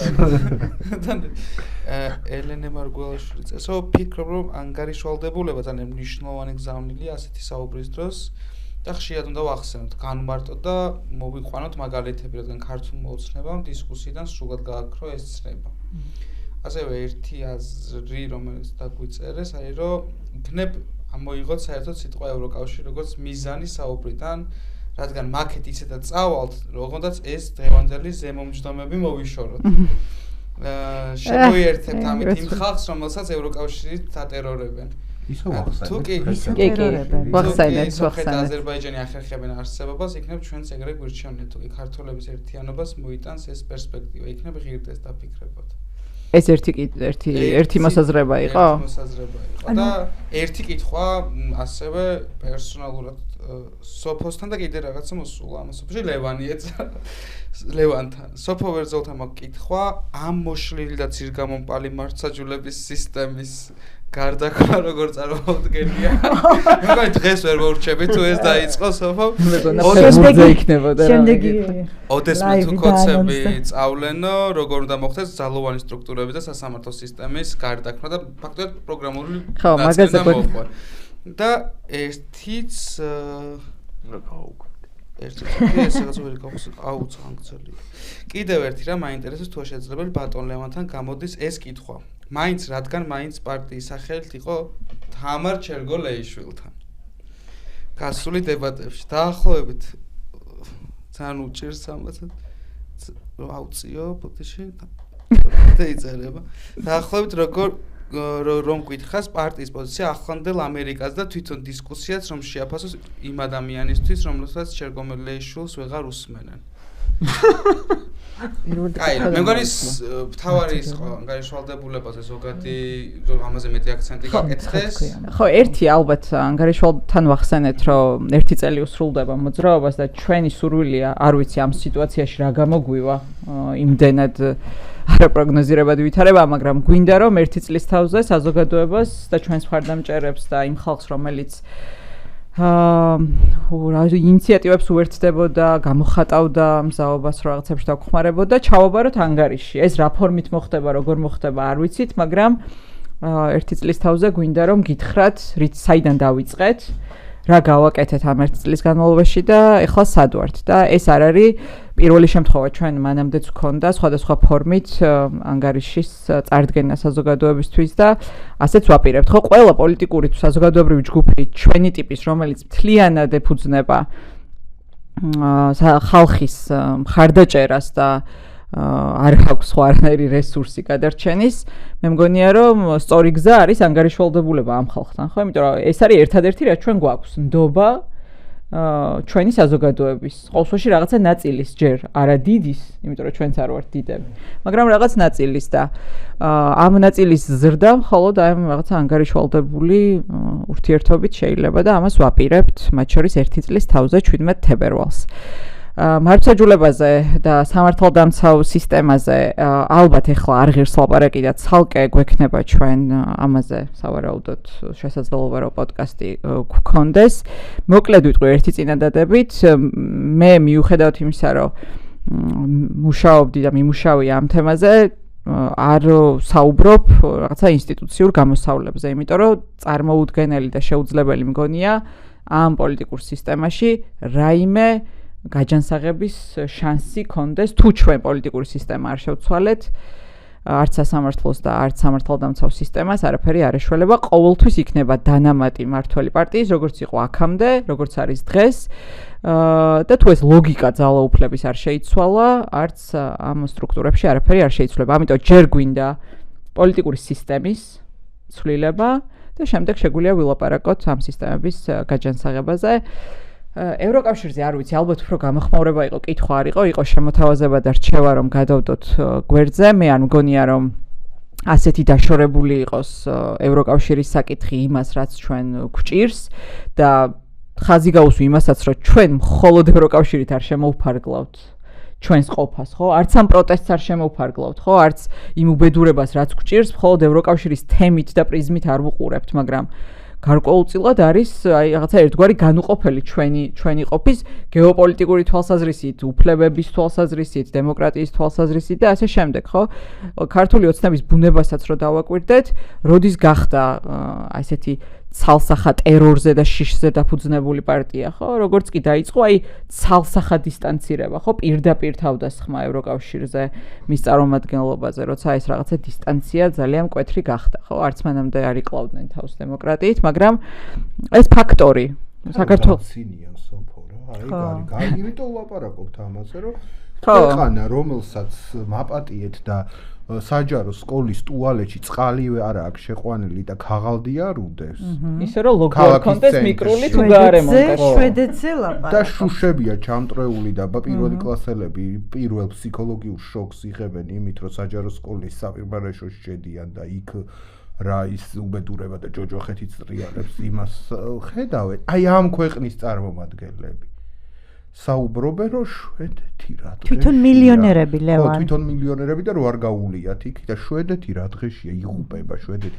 შეხედეთ გერმანიის ეკონომიკას, ჩამოინგრევა. შეხედეთ ევროკავშირი რას გავს. შენ რას გავს და რა ქვეყანა აშენე. და რა სახელმწიფო აშენე. ერთი სტრუქტურა რო არ მუშაობს ამ ქვეყანაში გამართულად, ერთი ინსტიტუტი რო არ გავს თავის თავს. და აქედან რომ დაცინი ევროკავშირის აქედან მოდის ჩვენი ისა თორემ ჩვენზე უკეთესად აი მერწმუნეთ რა ჩვენზე უკეთესად არავინ არ იცის რა ნაკლი აქვს ევროკავშირს და რა ნაკლი აქვს თანამედროვე დასავლეთს და რა პრობლემები აქვს. თან ჩვენ ხომ აი მივდივართ რაღაცა ამ ევროკავშირი გამოყავთ ხოლმე რაღაც მონოლითური სისტემა. იქ არის უამრავი პარტია, მათ შორის სოციალ-დემოკრატიული მწვანე, შეიძლება კიდევ უფრო მემარცხენეებიც, რომლებთანაც რეალურად ჩვენ მეტი საერთო, ანუ ქართველ დასაქმებულს მეტი საერთო აქვს გერმანელ დასაქმებულთან, ვიდრე თქვათ ქართველ დიქტატორთან ან აი ჩვენ უბედურებაზე გამდიდრებულ ადამიანებთან, რომლებმაც შეიძლება სულაც ბევრი საერთო ნახონ იქ გამდიდრებულ ოლიგარქებთან, რომლებიც ასევე შეიძლება სულაც არასამართლიანად და გამდიდრեն და ასევე ჩრდილოეთ მეზობელთან, კიდე იქ არსებული ის როგორ მოდის იქიდან ოლიგარქები, როგორ ხდებიან მე იქაური სპეცსამსახურების იმაში როგორ ეწერებიან და მე როგორ ბრუნდებიან საქართველოში და რა საქმეს აკეთებენ და როგორ ანიავებენ სახელმწიფო ქონებას, ხო ვნახეთ ჩვენ რომ როგორ განიავდა ჯერ წინა ხელისუფლების დროს, ეხლა და კიდე მანამდეც კიდე, ხო, ანუ სახელმწიფო ქონება, რომელიც ქართულ ხალხს ეკუთვნოდა, ჩაიგდეს ხელში თითოეულმა ინდივიდებმა, რომლებიც მე გამდიდრდნენ ამით რა. და კიდე იცი რას დავამატებ, რომ ჩვენ ხო ვლაპარაკობთ ორგანიზების მნიშვნელობაზე, ხო? და პრინციპში ეს ევროკავშირის ქვეყნების ორგანიზება არის გარკვეული ინსტიტუციურ ჩარჩოში, ხო ასეა რა? ანუ ორგანიზება, სადაც ქვეყნები ერთმანეთს მხარს უჭერენ, ერთმანეთს აძლიერებენ, რაღაცა საერთო პოლიტიკას ატარებენ. ხო, ამიტომ მე მგონი რომ ესეც ძალიან ლოგიკურია, რომ ქვეყნების ორგანიზების ჩარჩოთი გინდოდეს იყო წევრი ისეთი ტიპის ორგანიზაციისა, რომელიც შენი მხარდაჭერიც იქნება, იდეოლოგიურადაც იზიარებს ბევრი ქვეყანა, ჯერ ისევ, იმედია რომ კიდე მომავალშიც და ამის ნაწილი გინდა რომ იყო. იმიტომ რომ ამით შენ თავსაც იძლიერებ, ანუ შენ ძალასაც აშენებ იმით, რომ ყავს ძლიერი მოკავშირეები და არ ხარ მარტო იმ რაღაც აბობოქრებულ ოკეანეში, განსაკუთრებით საერთაშორისო სისტემაში, რომელიც ახლა გვაქვს ჩვენ. აქედან შეგვიძლია ლოგიკურად გადავიდეთ ამერიკასთან და ამერიკაზე დასმულ შეკითხვასთან. აქაც იგივე ლოგიკით შემიძლია მე გიპასუხოთ, ხო? აი შეერთებული შტატები, ხო? შეერთებული შტატების ნაწილია თქვათ ბერნი სანდერსი და ის დიდი მოძრაობა, რომელიც მას 2016 წლიდან უმაგრებს ზურგს. მე მიყვარს ეს ამერიკა, ამ იდეების მქონე ამერიკა. შეერთებული შტატებია თქვათ, ნოამ ჩომსკი, რომლის ზოგიერთ შეხედულებას შეიძლება არ ვიზიარებდე, მაგრამ ის კრიტიკული აპარატი, ჩარჩო, დასავლური სამყაროს შეფასების კრიტერიუმები არის უძვირფასესი ჩემთვის და ძალიან მნიშვნელოვანი. რა ვიცი, შეერთებული შტატები არის არეტა ფრანკლინი, რომელიც ახალგაზრდობაში მღეროდა იმასე სამოქალაქო უფლებების მიტინგებზე თავის პასტორ მამასთან ერთად და მარტინ ლუთერ კინგს უჭერდა მხარს და ასე შემდეგ. მაგრამ ამერიკა არის სხვანაირიც, რომ ისეთი ამერიკაც ვიცით ჩვენ, რომელიც ამბობს, რომ სამოსა ძაღლიშვილია, მაგრამ ჩვენი ძაღლიშვილია. ვიცით ისეთი ამერიკა, რომელიც ჩილეში უპატიოსნეს, უღირსეულეს ერთ-ერთ ყველაზე დიდ ინტელექტუალს და არაჩვეულებრივად ჰუმანურ ადამიანს და სოციალისტური ჰუმანიზმის ერთ-ერთ სახეს, ხო, გამორჩეულს სალვადორ ალენდეს ამხობდა სტადიონებზე ხალხის ხოცვას ხელს უწყობდა და მე მილტონ ფრიდმანის გიჟი იდეები ძალით და ცეცხლით და מחვილით ჩაქონდა ჩილეში, ხო? ესეთი ამერიკის მიმართ კრიტიკულად ვართ განწყობილი. ეს ზოგადი შეფასება. რაც შეეხება მეორე შეფასებას, იქ გაგვაკრიტიკეს ვიღაცებმა ჩვენი პოზიციის გამო, მაგრამ არაუშავს ავიტანთ ამ კრიტიკას. ჩვენ არა ვართ ბრაზილიელი და ჩილელი სოციალ-დემოკრატები და სოციალისტები. ჩვენ ვცხოვრობთ საქართველოში. ვართ ესეთ გეოპოლიტიკურ ვითარებაში. და გვჭირდება ძლიერი პარტნიორები. ისეთი პარტნიორები, რომლებიც დემოკრატიულ წესებს სხვებისგან განსხვავებით პატივს ცემენ ხოლმე რიგ შემთხვევებში. შესაბამისად, ეხლა ჩვენ რო აქედან დავიწყოთ ლაპარაკი, რომ ამერიკა საზიწყრობაა და არ დაველაპარაკებით და მაგისი მოწოდებული წყალიც არ გვინდა და ასე შემდეგ, არ გამოვა. ჩვენი პოლიტიკა ესეთია, რომ ჩვენ გვჭირდება რაც შეიძლება მეტი პარტნიორი დემოკრატიული სამყაროსგან. როგორი ნაკლიც არ უნდა გქონდეს ამ ქვეყნებს და როგორი ცოდვებიც არ უნდა გქონდეთ აი ამ ქვეყნებს ჩადენილი, ხო? ასე რომ შეერთებულ შტატების მიმართ ჩვენი დამოკიდებულება არის პრაგმატული და ისეთი, როგორიც უნდა გქონდეს რუსეთის მეზობელ ნახევრად დაპყრობილ გაუბედურებულ ქვეყანას, ხო? აი ეს არ ნიშნავს, რომ რამეზე თვალს ხუჭავთ და რამე არ ვიცით და თქვენ ჩვენზე მეტი გაქვთ წაკითხული და თქვენ უკეთ იცით აი კაპიტალიზმში ზოგიერთი იმპერიალისტური მიდრეკილებების მქონე პარტიის განზრახვები და სულისკვეთება. ვიცით ბატონო, მაგრამ ჩვენ არა ვართ ისეთი ძალა, რომელიც ხელისუფლებაში რომ მოვიდეს, ვერ მართავს ამ ქვეყანას. პირიქით, ჩვენ ვართ ძალა, რომელსაც ეს მართვის უნარი აქვს და პრაგმატული მიდგომის უნარი ექნება, როცა საჭირო იქნება. შენ იმ კითხვასაც უპასუხე, რა მოლოდინი გაქვთ ხო 2028-ში არჩევნად? ყველა შეკითხვას უპასუხე. მაგაზე სპიდონ კედიაზე მეც ავიდე. მაგი აღარ ვიცი ეხა. იმან გორი 2 თუ 3%-ია იყო და რაღაც ჩვენც წავეთამაშებით მაგ მონაცემებს მე იმედი მაქვს. მე რა თქვენც ხომ არ გაქვთ რამე კითხვა? ჩვენ არა. შეგვიძლია. მე მაქვს ერთი კითხვა თუ შეიძლება მედიასთან, რომელიც ჩვენს განათლების task force-ს აქტიურად ხელმძღვანელობდა. ხო არ შეგიძლიათ 1-2 სიტყვა გითხრათ აი ამ კატამარანის შესახებ, გპ-ის და თესეუს გაერთიანების თაობას? ალბათ კარგ ამბავს გეტყოდით იმ კუთხით, რომ როგორც გპ-ის ისე გპ-ი როგორც ტექნიკური უნივერსიტეტის, ისე თბილისის სახელმწიფო უნივერსიტეტის პროფესორებმა ძალიან და სენატმა თბილისის სახელმწიფო უნივერსიტეტის შემთხვევაში ძალიან მკაცრად და მკაფიოდ თქვეს, რომ ეს პროცესი არ არის ლეგიტიმური, ალბათ შეგვიძლია ვთქვათ, რომ ეს არ პირდაპირ არ დაუწერეთ, მაგრამ მათი სულისკვეთებიდან ეს ჩანს, რომ ეს პროცესი არ არის ლეგიტიმური, რადგან მათთვის არავის უკითხავს აზრი, რადგან ეს პროცესი არც ერთი უნივერსიტეტის ინტერესს არ ითვალისწინებს და მათ საჭიროებებს არ ეყრდნობა. ასე რომ მე მგონი ეს ძალიან კარგი მოვლენაა ამ კუთხით და ამ წინააღმდეგობაში, რომ ამას უკვე ინსტიტუციური სახე აქვს. სენატი არის წარმომადგენლობითი ორგანო თბილისის სახელმწიფო უნივერსიტეტის, ხო? ამიტომ აქ საუბარი აღარ არის ერთ და ორ პროფესორზე, არამედ საკმაოდ ბევრზე და ეს ძალიან მნიშვნელოვანია ამ პროცესში, ასე რომ მე მგონი განათლება აუცილებლად განათლების მიმართულებით ჩვენმა საზოგადოებამ ბრძოლა უნდა გააგრძელოს, იმიტომ რომ ეს არის ფუნდამენტი, ჩემი აზრით, ახლა ამას ახსნა არც სჭირდება, ხო, რამე განსაკუთრებულს არ ვამბობ. ეს არის ფუნდამენტი. ეს განათლების რეფორმა თუ ეს ინიციატივები ამ ფორმით გაგრძელდა, საქართველოში უბრალოდ ძალიან მალე, რამდენიმე წელიწადში უბრალოდ ჩვენს კიდევ უფრო უარესი სიტუაცია გვექნება. ჯანდაცვის პროფესიული მიმართულებით გვექნება სერიოზული ვარდნა. საერთაშორისო ურთიერთობები გვაქვს დაზიანებული და პარტნიორობა, ხო? ეს მათ შორის განათლების სფეროში მაგალითისთვის ახლა მასწავლებელი იმისათვის რომ ადამიანი მასწავლებელი გამოვიდეს, ეს სწავლების პროცესიც მცირდება. ანუ იმის საპირისპიროდ ჩვენ ვამბობთ რომ გვინდა კვალიფიციური მასწავლებლები, რეფორმა გვთავაზობთ რომ ნაკლებ წელს ისწავლიან მასწავლებლები და არ ვიცი. მნიშვნელოვანი მათ კიდე იცი რა, რომ კვლევის აი ის უნარები, რომლებიც ახლა გააჩნიათ ხო ამ უნივერსიტეტებში მომუშავე აკადემიურ პერსონალს, ასე ვთქვათ, აი კვლევით როგორ ვთქვათ, ინფრასტრუქტურასაც მოშლის ეგ ყველაფერი და ანუ შენ თვითონ კვლევა თუ არ ჩაატარე, შესაბამისად ვეღარ განავითარებ რა. ვერ აწარმოებ ცოდნას და ცოდნას ვერ აწარმოებ ერთია და საერთოდ საბოლოო ჯამში მიხვალ იქამდე რომ მეცნიერება აღარ გექნება. და ეგ მიხვალ იქამდე რომ ხარ მხოლოდ და მხოლოდ იაფი მუშახელი, რომელსაც ძალიან მარტივად ჩაანაცვლებენ, მათ შორის საზღვარგარეთიდან შემოყვანილი მუშახელით.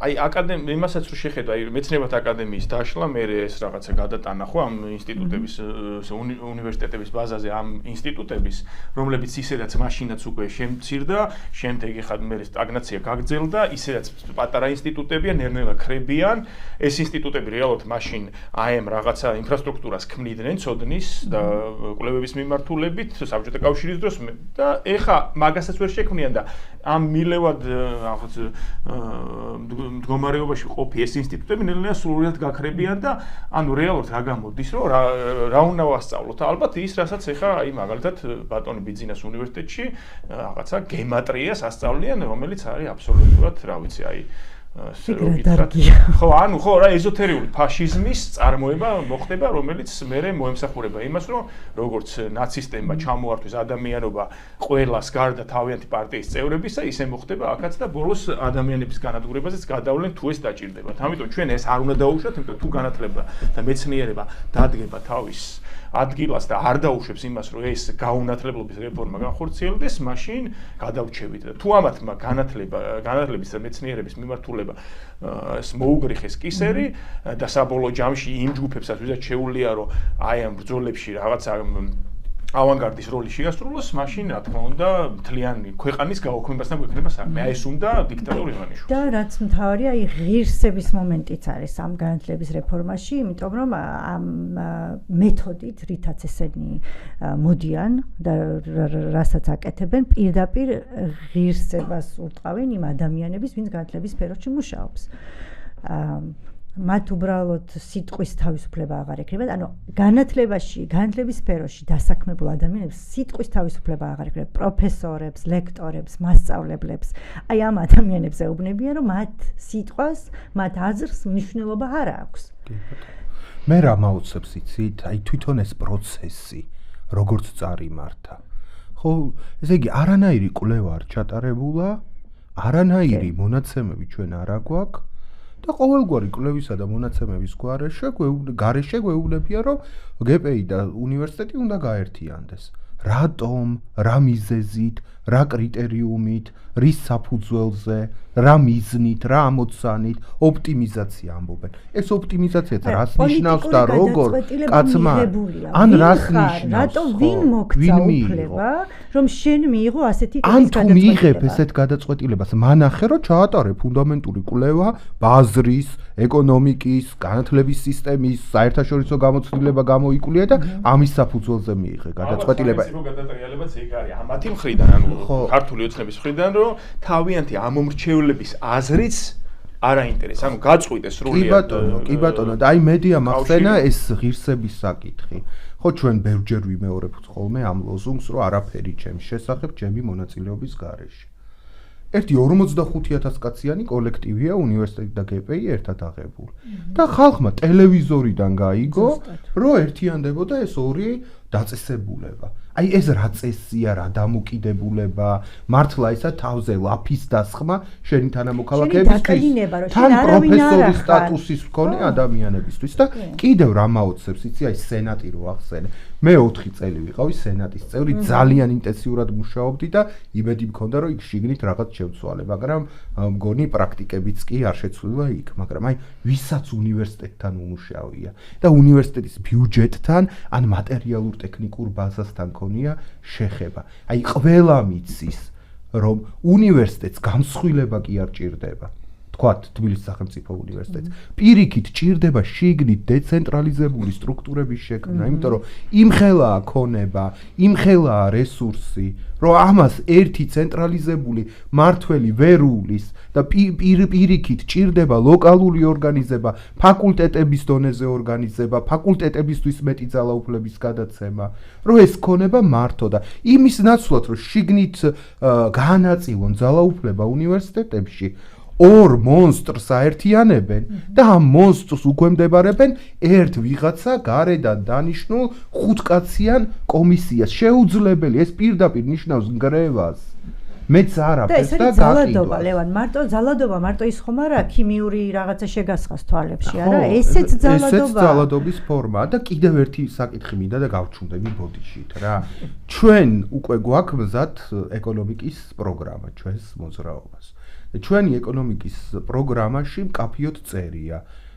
ესე იგი, რომ გვინდა რეალური ეკონომიკის განვითარება, ინდუსტრიის განვითარება, გვინდა რომ გქონდეს მაღალი ტექნოლოგიები ამ ქვეყანაში და მწყემსების ქვეყანა არ ვიყოთ, მარტო დიდი პატივისცემა მწყემსებს, მაგრამ ყველა მწყემსი ვერ ვიქნებით. გვინდა ეკონომიკური წინსვლა, წარმოების, ტექნოლოგიების, რეალური დარგების განვითარების საფუძველს. და ეს შეუძლებელია მაღალი რანგის ძლიერი ტექნიკური უნივერსიტეტის გარეშე. არ გამოვა ეს.